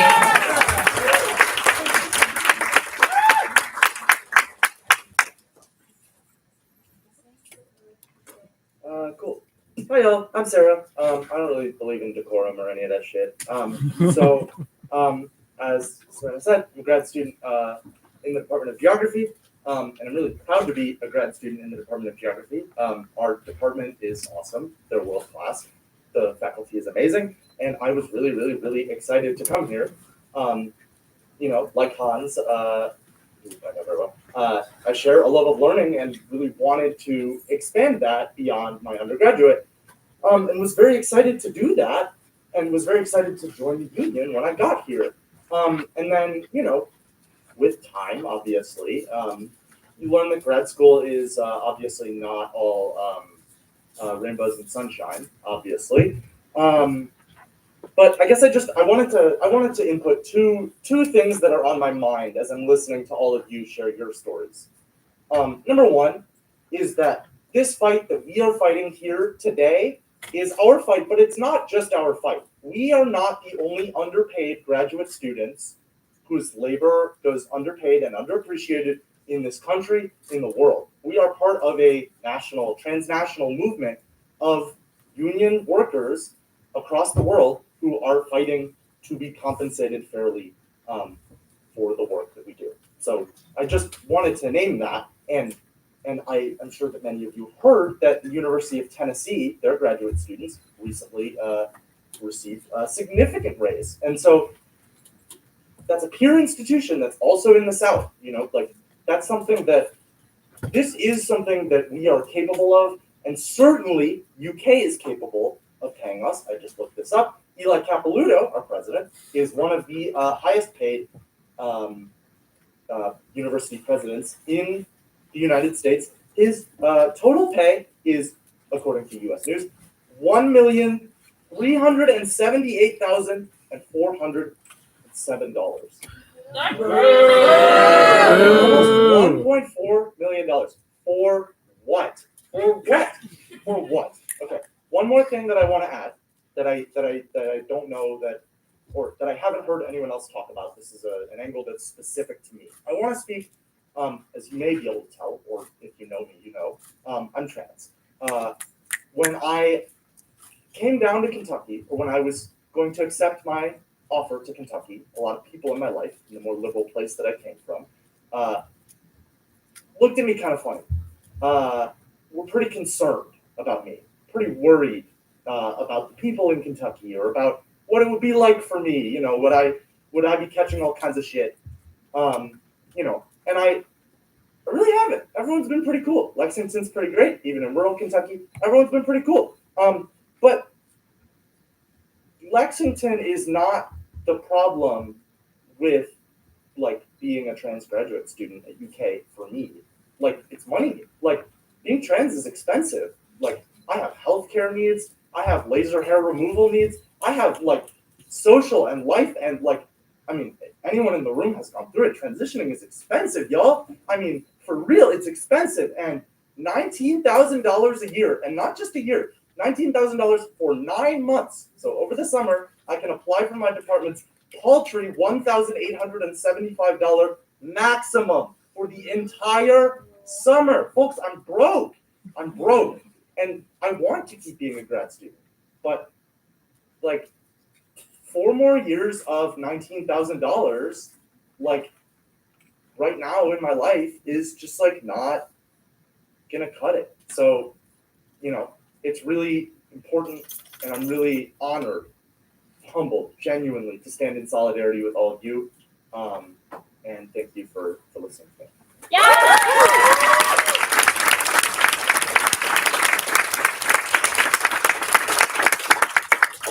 Will you please repeat after me? Yes. Thank you. Will the rest of you also repeat after me? Yes. I believe that. I believe that. I believe that we will. I believe that we will. I believe that we will win. I believe that we will win. I believe that we will win. I believe that we will win. I believe that we will win. I believe that we will win. I believe that we will win.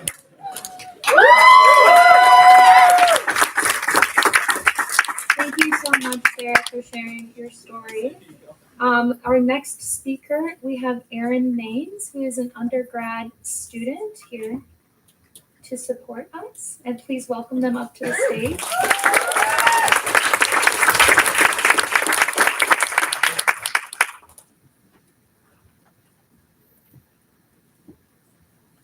It's crazy how far away these mics pick you up. Well, yeah, as I said, I'm an undergraduate student here. And, I've noticed that there's not a lot of administrators here, something that the undergrads are very familiar with, because when we met, we attempted to meet with Eli Capilouto, when we fought for 15 and got $12 an hour for undergraduate student workers. So that was something we did. Yeah.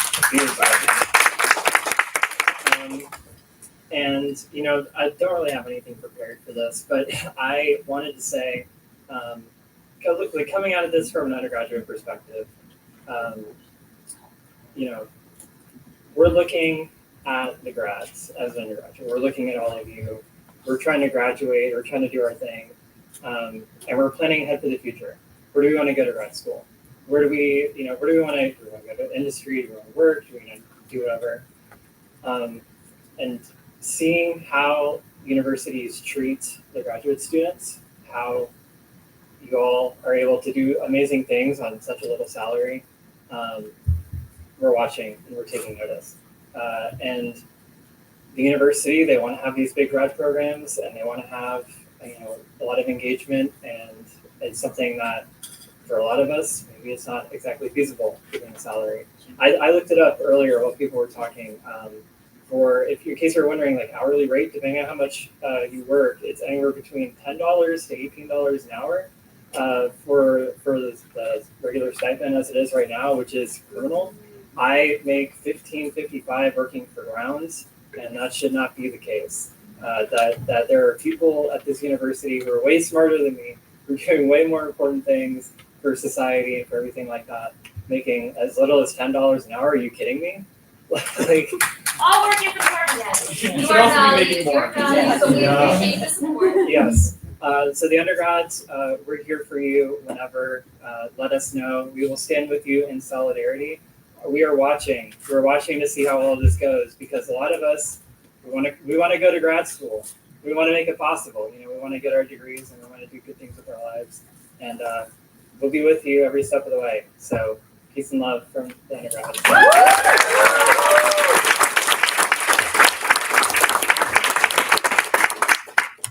Thank you so much, Aaron, for standing in solidarity and to echo the fact that your work is valued. And we not only fight for each other here in this room, but we are fighting for y'all's future as well. We'd like to welcome up the next speaker, who is Micah Lynn, a grad student worker in the psychology department. So please welcome him up to speak.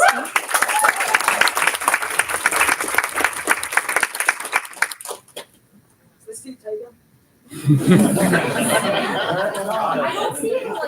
Yeah, I'll just warm it. I'll just keep it warm. I replaced the psychology person. I am a history. I'm working in the history department, and luckily I have a lot of other history department supporters out here, people who are active in the union.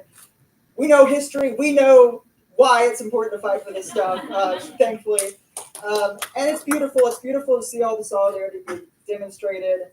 And I want to just echo that back. The solidarity with the custodial staff, with the groundskeepers, with the undergrads, everyone. $19,000, it looks like a lot when you strip out the context, when you strip out the cost of living and the responsibilities. Like Aaron, I worked an undergraduate job. I made $8 an hour. So when I got the, that letter with the stipend, and I saw $19,000, out of context, that looked great. But then there's the transition. There's a transition period where you learn everything and you start to get everything. Everything starts to come together. My former institution, I had classes of about 5 to 10 people. So I was like, what is a recitation? What is this thing I need to lead? I have no idea what that is. And then I go and I see the class that I'm supposed to be assisting with 300 people filling up a lecture hall. To me, that practically fills up a stadium at my old institution. There's that. And as a former tutor, working undergrad as a former tutor, trying to make a difference in people's individual lives, it's very overwhelming to see that I have to try to make a difference in the lives of 80 people, try to dedicate my time. And I want to be there for everyone. I want to be the person who is helping everyone out. But it's hard when you have 80 people on top of your schoolwork, on top of your responsibilities. And I am very lucky. I'm very privileged because I am able to live with my family. I've grown up in Kentucky, and I can commute from my parents' house. But it's also, for one, as a professional, working as a professional with a bachelor's degree, with a very specialized field, I should not have to live with my parents. I should not have less independence than I had when I was an undergrad. That doesn't make sense. And everyone should be able to have the same financial security that I have living with my parents. I will be damned if I have to start looking for a richer fiance in order to make my dreams. And trust me, the thought has come across my mind. But the word stipend, when you get the $19,000 and you see the word stipend, I think it obfuscates the reality. And the reality is that that's not a stipend, that's your wage. That is what you are living on. And we're not just students, we are workers. And so we need to demonstrate that solidarity, and we need to fight and use our power as workers. And I'll just say that if I ignored my students' emails in the same way that the administration ignored my emails, they would be upset.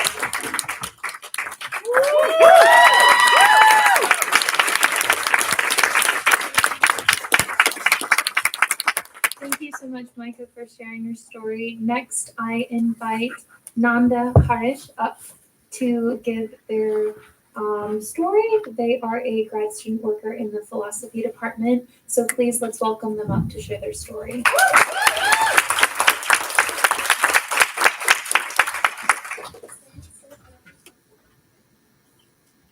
I'm not comfortable.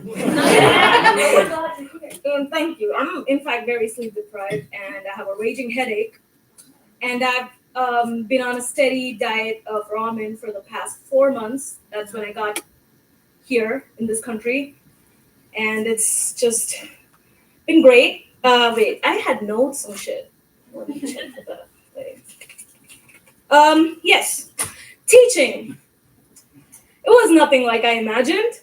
I grew up, I've always wanted to be a teacher. I've always wanted to teach people. I don't know why, but that's besides the point now. I had to save up a lot to come here, to this country. I do not come from a rich family. My dad is disabled. I had to save up a lot to get here. So imagine the situation that I was put in when I realized that I could barely cover my rent and whatever necessary things I needed to get by every month with the stipend that I'm being paid. Because coming from India, $19,000 seemed like a lot. It did. I was like, whoa, that's way more than any of us earn there.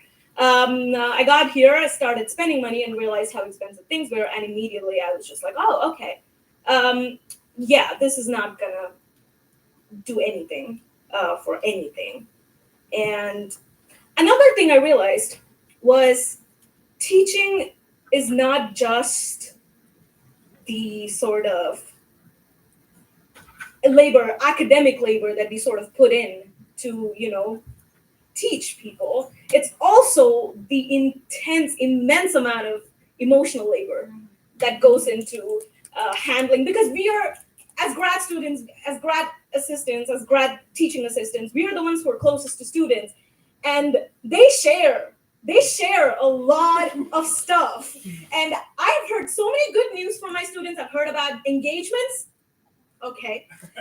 But I've heard about so many grievances. I've heard about so many debts. I've heard about there have been so many CSI forms that I've had to fill. And it's been 4 months. I did not know what a CSI form was 4 months ago. The amount of training we've had to do and the amount of emotional labor that have gone into making sure our students are okay. It's been a lot. And I'm not okay. I'm fucking tired. I am fucking tired. I'm fucking tired. So please give me money.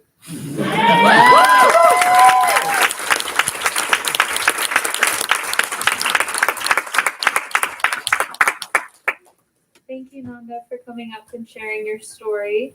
Our next speaker is Calvin Hornig, a grad student in the geography department. So please welcome him up to their story.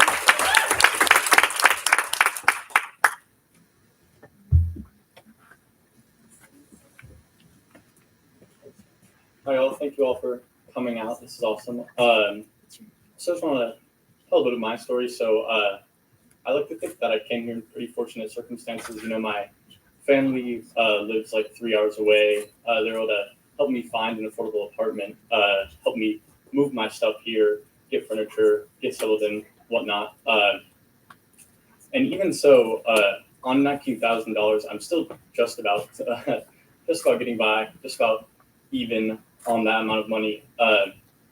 And one thing that's become really apparent to me through that is that a wage is not a livable wage if it's only livable under ideal circumstances.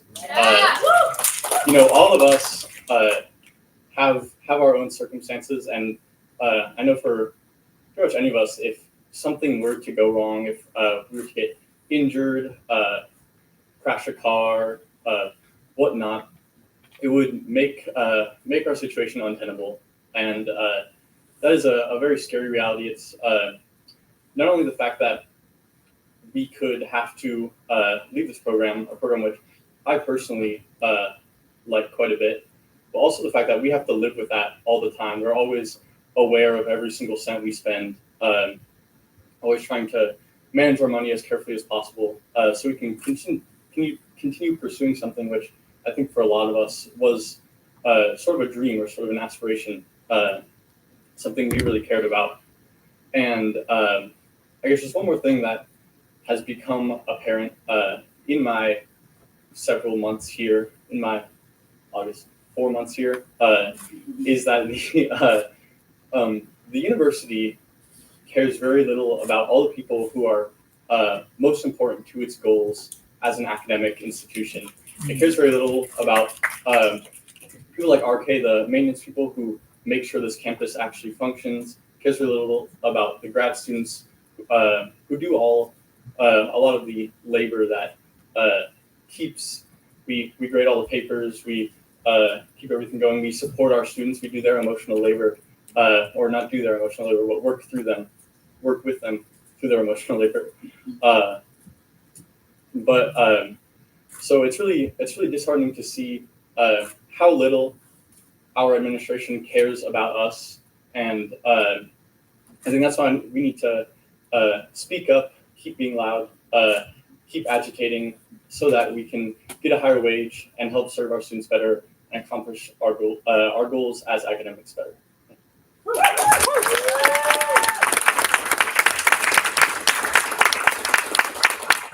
Thank you, Kelvin, for sharing your story, and I'll absolutely reiterate that this is not the end. Just because these people did not show up, this is not the end of our stories or the end of our fight. We do have a handful more stories, so please continue to stick around and show your solidarity and support. Next up to the stage, or our missing people's chairs, I invite Abby Stevens. They are a grad student worker in the history department, so please welcome them to come give their story.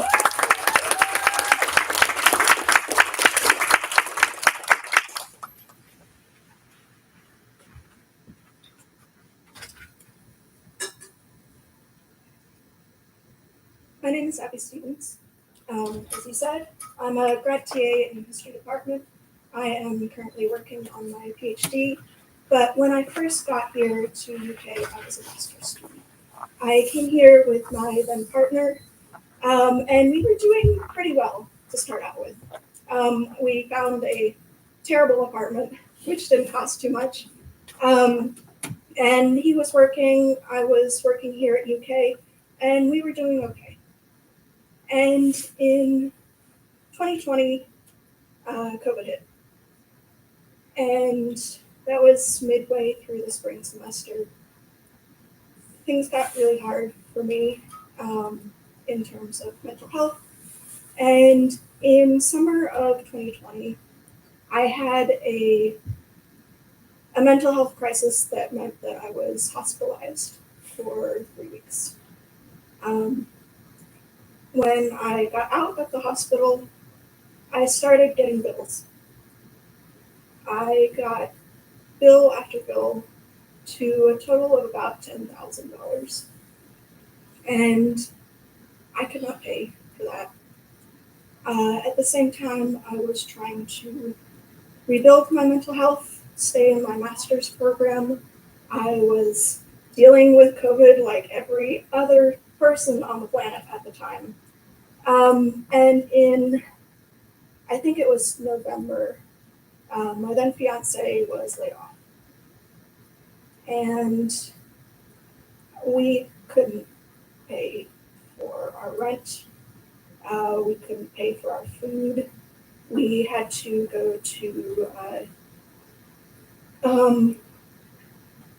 food bank, essentially, 1 month. And, you know, we got back on the horse, right?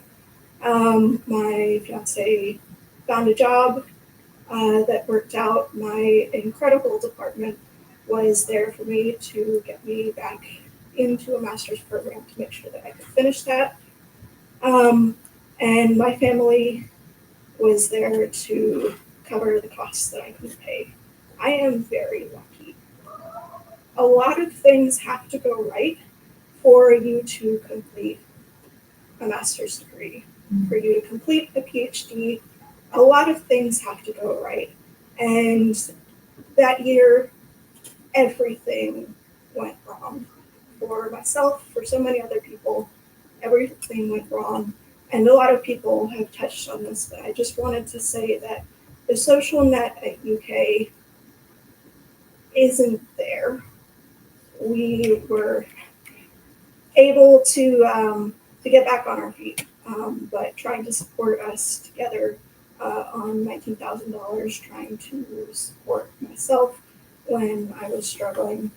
The social net, safety net was not there here at UK, and that needs to change for every one of us.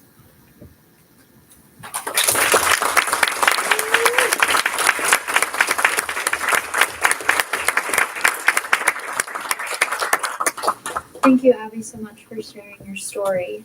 Next, we have Erin Sullivan. She is a grad student worker in the math department, so please welcome her up to share her story.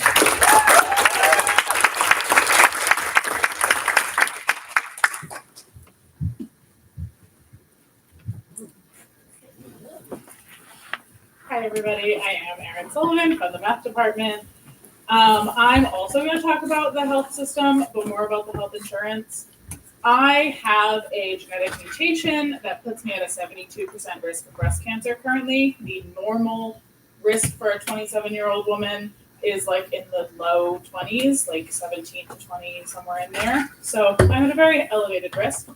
And I actually chose to come to UK because of the med school, because I need to have imaging done every 6 months and I need regular care to make sure I don't die of breast cancer. And so I was accepted to 6 different programs, and I said, nope, I'm going to UK because they have a very good medical school and they have access for their students. And then I waited an entire year when I got here to actually set up my healthcare because new insurance, everything's scary, didn't like that. I just turned 27, so I'm off my parents' insurance, everything's bad, not a good time. But I finally, this summer, I was like, it's time, we're gonna do it. We're gonna get all of my appointments set up. And so I had all of my regular imaging done in August. So that is MRIs, ultrasounds, follow-up ultrasounds when needed, whatever. And under my parents' insurance, everything's covered, everything was fine. And then under this insurance, I got hit with a $300 bill, a $450 bill, whatever bill. So then I owed $800 for regular routine MRIs for myself. And I do these every 6 months. So that would be $1,600 a year for these MRIs. And I didn't expect that. And it's because nobody was able to tell me what is covered under the insurance and what's not. Even the information I was sent about the grad insurance didn't really explain what would be covered and what I would have to cover. And then I asked our director of graduate studies if he knows anything about it. And he told me that a couple of years ago, he and a bunch of other DGSs tried to get information from the health insurance and tried to actually sit down with someone and have them walk them through what does the graduate health insurance look like. And then like the day before the meeting, they were told, you're actually not allowed to speak with this person about this. You're actually not allowed to know. We're not going to tell you. So he couldn't even help me. It makes no sense. Not a bit. So our insurance is really difficult to understand, really difficult to navigate. And luckily, there is a bright side. Today, I found out that my insurance is covering most of that, and I only owed like $100, which is fantastic. I'm very excited. But the fact that I let that sit in my account, $800, I said this was in August. I let that sit for almost 4 months because I was like, can I pay this right now? Do I have to wait for a paycheck to come in? I don't know what to do. And it wasn't until I started making payments that the insurance was like, oh, just kidding, we will cover that. So make it make sense. I have to start paying $800 in order for you to give me $800. So I know 25K by 25 isn't gonna change the health insurance, but having more money would make it so that I would feel more confident starting those payments right when they started and not risking going into medical debt just to like not get cancer and die. Yeah. So that's my story. Thank you.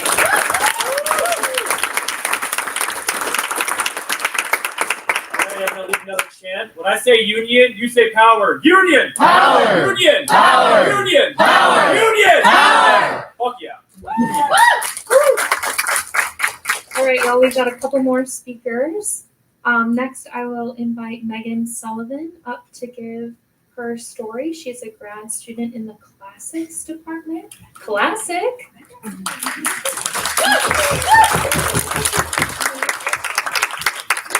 So nice to see all the administrators here. Y'all just push them out of the way.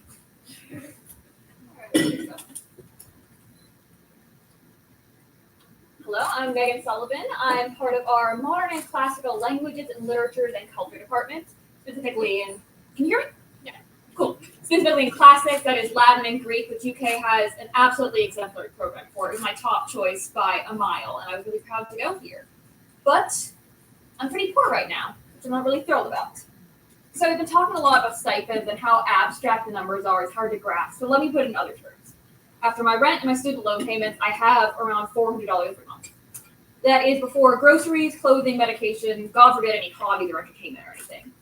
That is not a lot. And I am lucky. My parents help me with groceries when I need it. They help me with plane tickets. I don't have a car, so no payments there. And my student loans are low, relatively speaking. I have a slight pay bump over some other students in my department thanks to my strong resume coming into the UK and competing offers from other universities. But I'm struggling. I'm digging myself out of credit card debt right now because my expenses are so high. I'm tutoring, but it's not a priority because my job demands are so extensive. I have no savings, none. I am very, very frugal, but being thrifty can only go so far.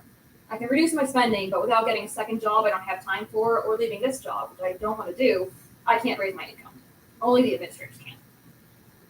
There is so much cognitive load of being financially responsible. If I move somewhere further away but cheaper, will I be able to get to class when I don't have a car? Is it rude to go to all the department dinners but never order food? How much am I going to screw myself next month if I let my credit card balance carry over? How am I going to move post-graduation and start my career once I graduate if I'm scraping the bottom of my bank account every single month? I love my job and I love my students so, so much. I've been a primary instructor in Latin and had many students declare majors or minors. I'm so proud to have introduced them to a topic that spoke so much to them, that I love so much that they've committed to pursuing it like me. I'm currently a TA in Mythology 101, responsible for around 60 students, most of whom are freshmen, helping them on what's now the third draft of their essay. I take a painstakingly long time to grade them and offer sense of feedback because I really want my students to succeed and learn. And I know they're just now being introduced to college, so it's my job to help them with this. I'm taking time away from that right now so I can go speak here because I think it's important. I've let my own grades drop in the past because I spent so much time working and trying to help my students. Not to mention the time going outside and socializing, which is pretty low at times. But I love my job because I know it improves the world when I help hone these students into educated young people who, cliche as it is, are literally our future. After I get my degrees, I'm going to teach high school because helping these students in educated society means so, so much to me. But I know so many people who want to teach or help others, but they have children support. They've got expensive health conditions, they've got debt, they don't have familial wealth or support, or they just don't want to accept poverty as a trade-off for a meaningful career. Why do we live in a society that discourages people from socially beneficial jobs unless we're willing to martyr ourselves? Can we say we value education when we let our educators live like this? I love being a grad student, but I hate feeling like I'm an idiot who will never be able to provide for a family or own a home because I'm pursuing a career of helping indirectly supporting others instead of like coaching a basketball team or being a university president. which are vital jobs my students would just fall to pieces without, I'm sure. I am tired of running myself ragged, correcting freshman grammar issues and logical fallacies late at night and dodging my parents' questions about whether I'm going out or eating well or if my broken phone has gotten less broken. UK claims to value education. We are the ones on the front line of that education. This university would literally fall apart without us. Please, please support us and pay us enough to live.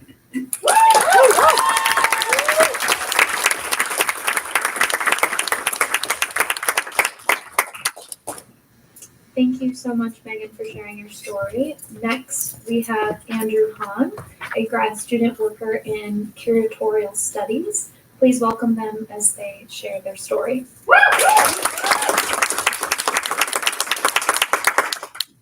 Hello, everyone. So I'm Andrew from the Curatorial Studies Division, and a bit different from my graduate degree, I'd like to discuss some numbers fun facts. So 1 in 783, that is how many Americans have some form of kidney disease. I'm one of those Americans.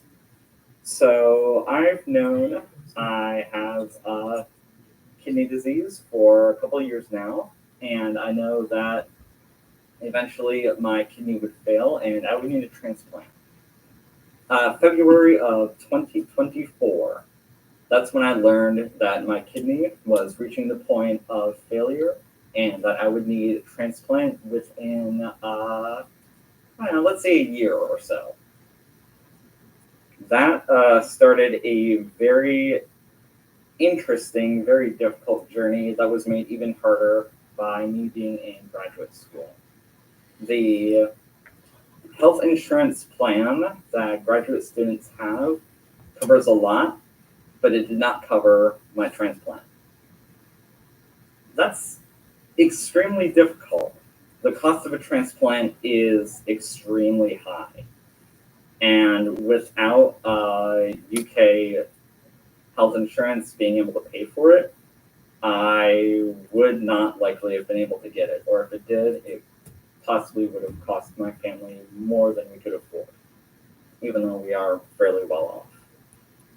I was very lucky that I had my parents' health insurance to fall back on. Unfortunately, UK's health insurance is nearly impossible to cancel.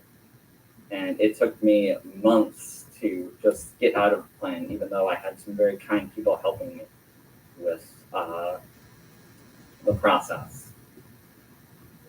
So, if you can imagine how difficult it was for me, who is relatively well off, relatively secure in my financial situation, to cancel and fall back on another insurance, it's mind-boggling to imagine that other students just like me could be having medical difficulties that they are not able to pay for, that they do not have the coverage for, that they don't even have a fallback for from their family, from themselves. That's difficult. That's frustrating. Let's talk about another number. $14,700. That is the amount of money that I receive in my stipend, well, rather my wage, as some of our wonderful speakers discussed, per year, or per 9 months rather. That is well below the poverty, well, not well below, just below the poverty line, which is not great. It's also well below $25,000 and well below even some other grad students here who have expressed frustration and difficulty with their already low stipends.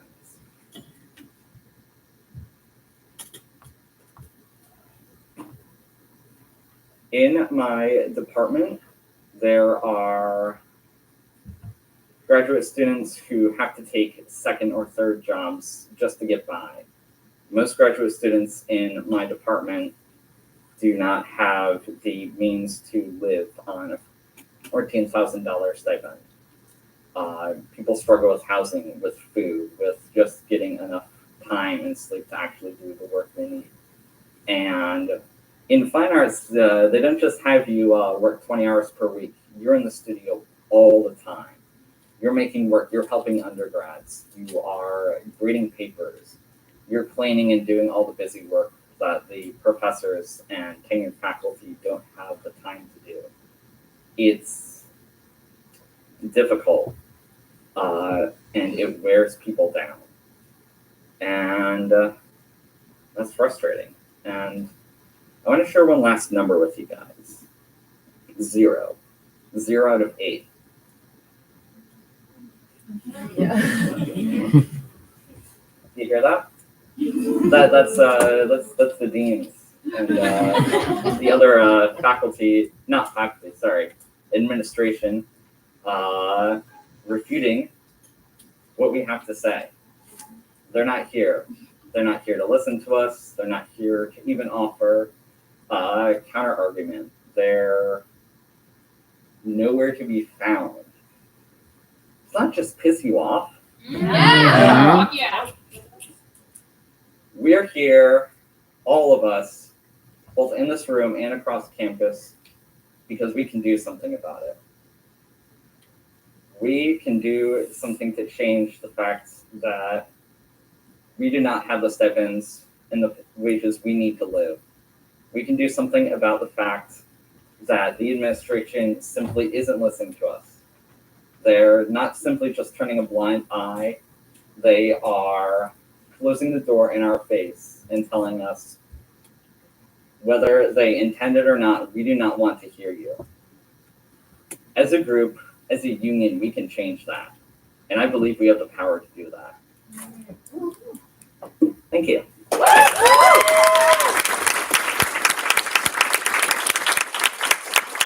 All right, y'all, we have one final speaker and then we will have some closing notes. So I would like to invite up to the stage Ian Conley, who is a grad student worker in the biology department. So please invite them up to share their story.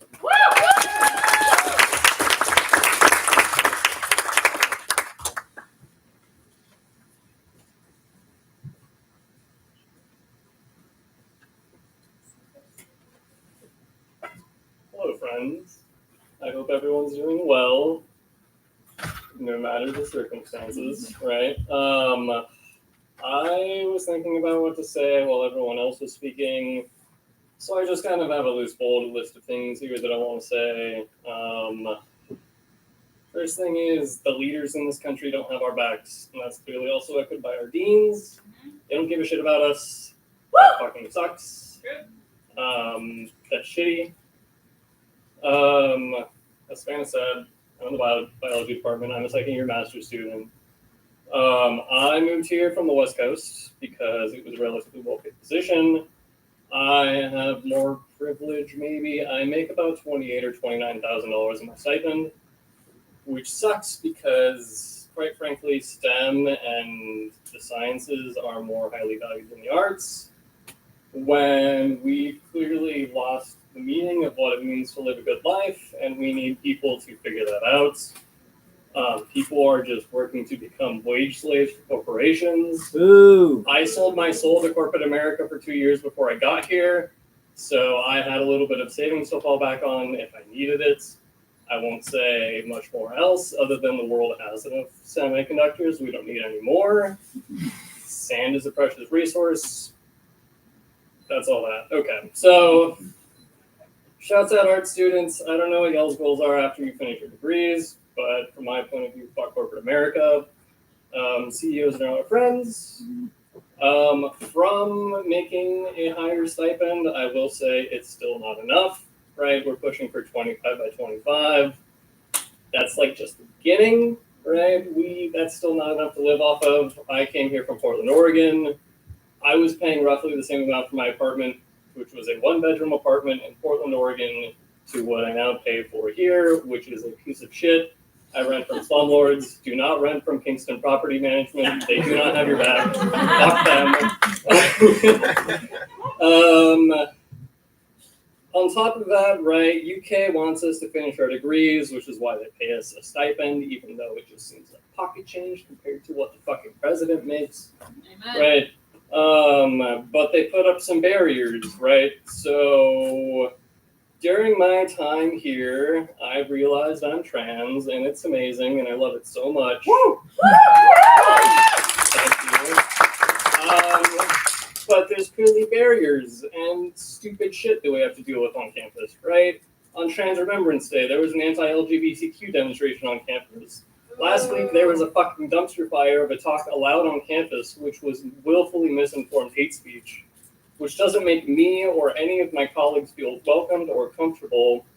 Luckily, through the blessing of my department, I am able to finish my degree remotely because I've done everything I needed to do here. So, unfortunate enough to say, I don't really feel that comfortable with Kentucky having my back for the gender affirming care that I need. So I'm moving back to Portland, Oregon to finish my degree. And the rent there really is not that much different from here, right? As I've said, costs of living are going up. Gentrification is a thing. I'm sure if some of y'all are living in grad student housing, you've probably received the email that you're being kicked out, right? Our tuition, the university just wants your tuition money. They are accepting way more people than we are able to cater towards, and we are being paid pocket change to be able to cater to these people. We're trying to build a better world, but that's really hard to do. When we aren't respected, right? That's shitty. It sucks. So, I mean, while I'm acknowledging that I do get paid more, right? 25K by 25 is not enough. We all deserve to make a living wage. You cannot convince me that the amount of money that you make reflects how fucking hard that you work. Right? We live in the United States. It's a fucking joke, right? Okay. That's. Thank you. Thank you. Thank you, Ian, for sharing your story. We've got 2 closing remarks before we close out. First with Abe. Abe is a grad student worker in the sociology department, so please welcome them up.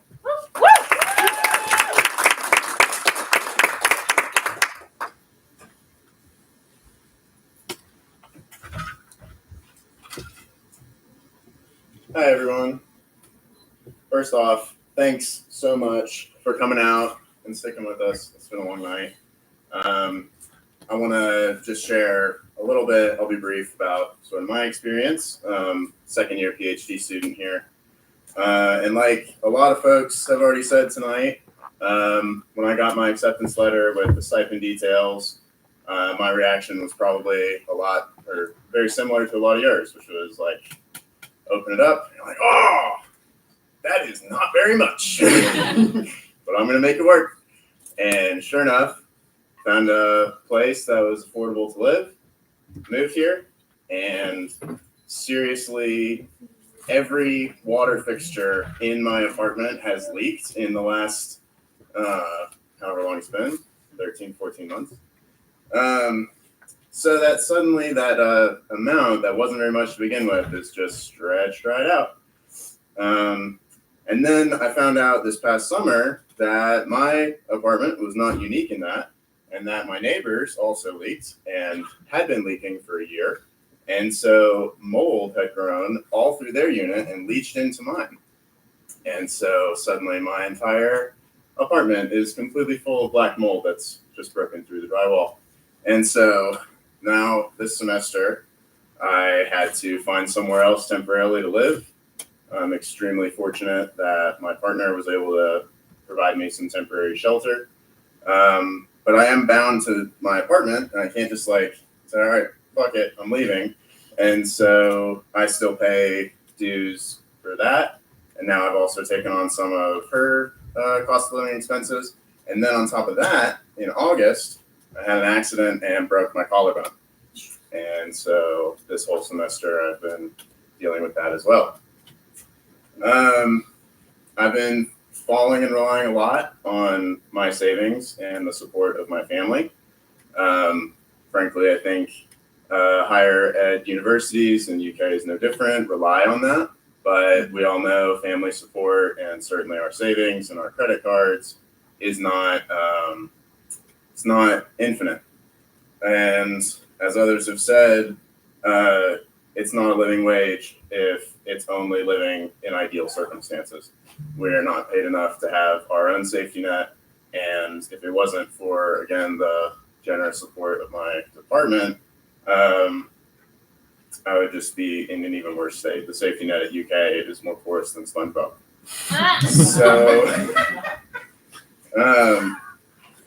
So just round out, I'll just say, obviously my experiences are common among grad students, and the urgency of raising stipends and changing not just the amount, but their adjustment mechanism can't be understated.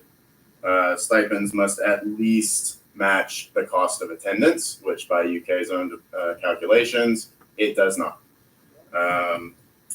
What we have now for stipends places graduate students in chronic precarity and at times acute vulnerability. This is just unjust to students who are taking rigorous studies and also counterproductive to UK's institutional goals of research and educational excellence as Kentucky's premier flagship land, Grant University and all that. Grad workers are key to the success of UK's educational and research missions. And if UK wants to remain competitive, then and continue employing graduate workers, then it must raise our stipends. It's moral to raise our stipends. They should feel obligated to raise our stipends. There's every incentive for them to do it. So with that, I suppose we're moving on to closing remarks.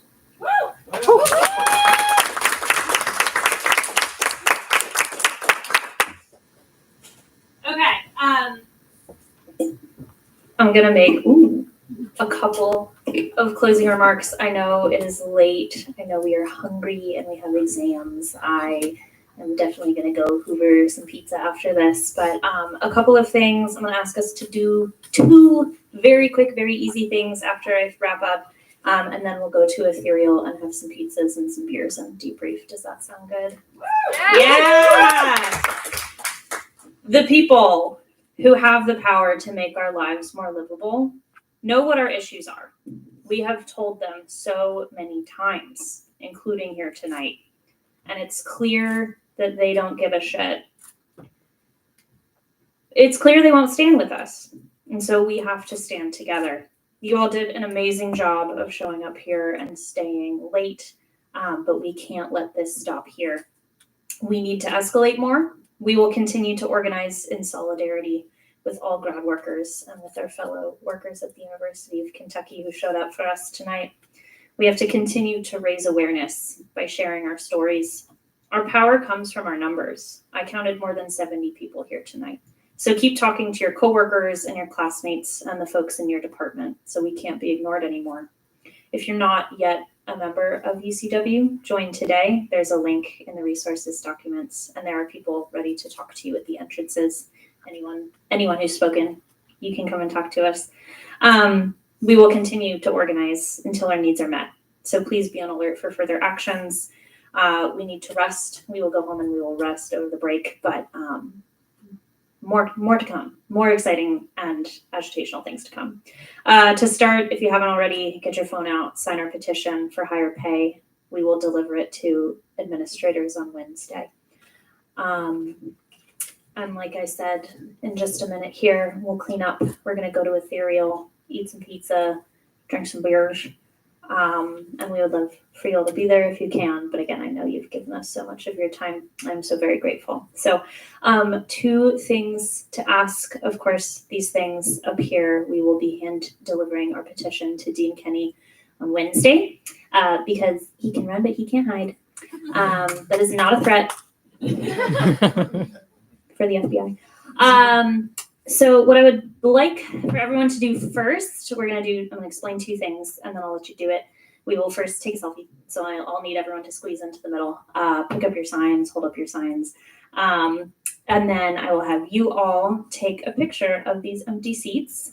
If you have social media, please post it on social media, tag the University of Kentucky, tag us. And if you do have a private account, you'll need to make it public for just a little bit if you're comfortable with that. Does that sound good? Yeah. Let's take a fucking selfie. There's lots of signs. Grab them.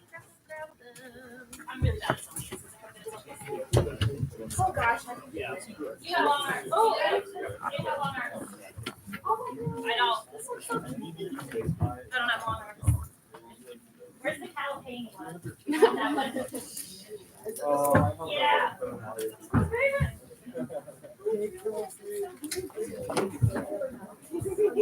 All right, squeeze in the middle. You're the farthest, so I have to go back. We're all in the middle. Hi. Oh, you're good. Oh, wow. Everyone's scrunching. Scrunch. Can you see us all? Where are you? Yeah, some folks on that side. Hey, can you see me? I'm like the farthest. Dorian's running. Who's running? Wow. Faster! Yay!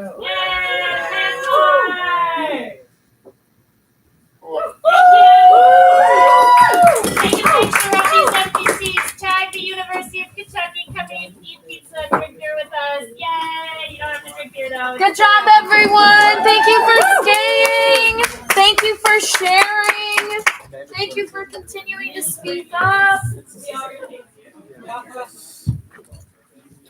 You need to be quiet. The YouTube live stream.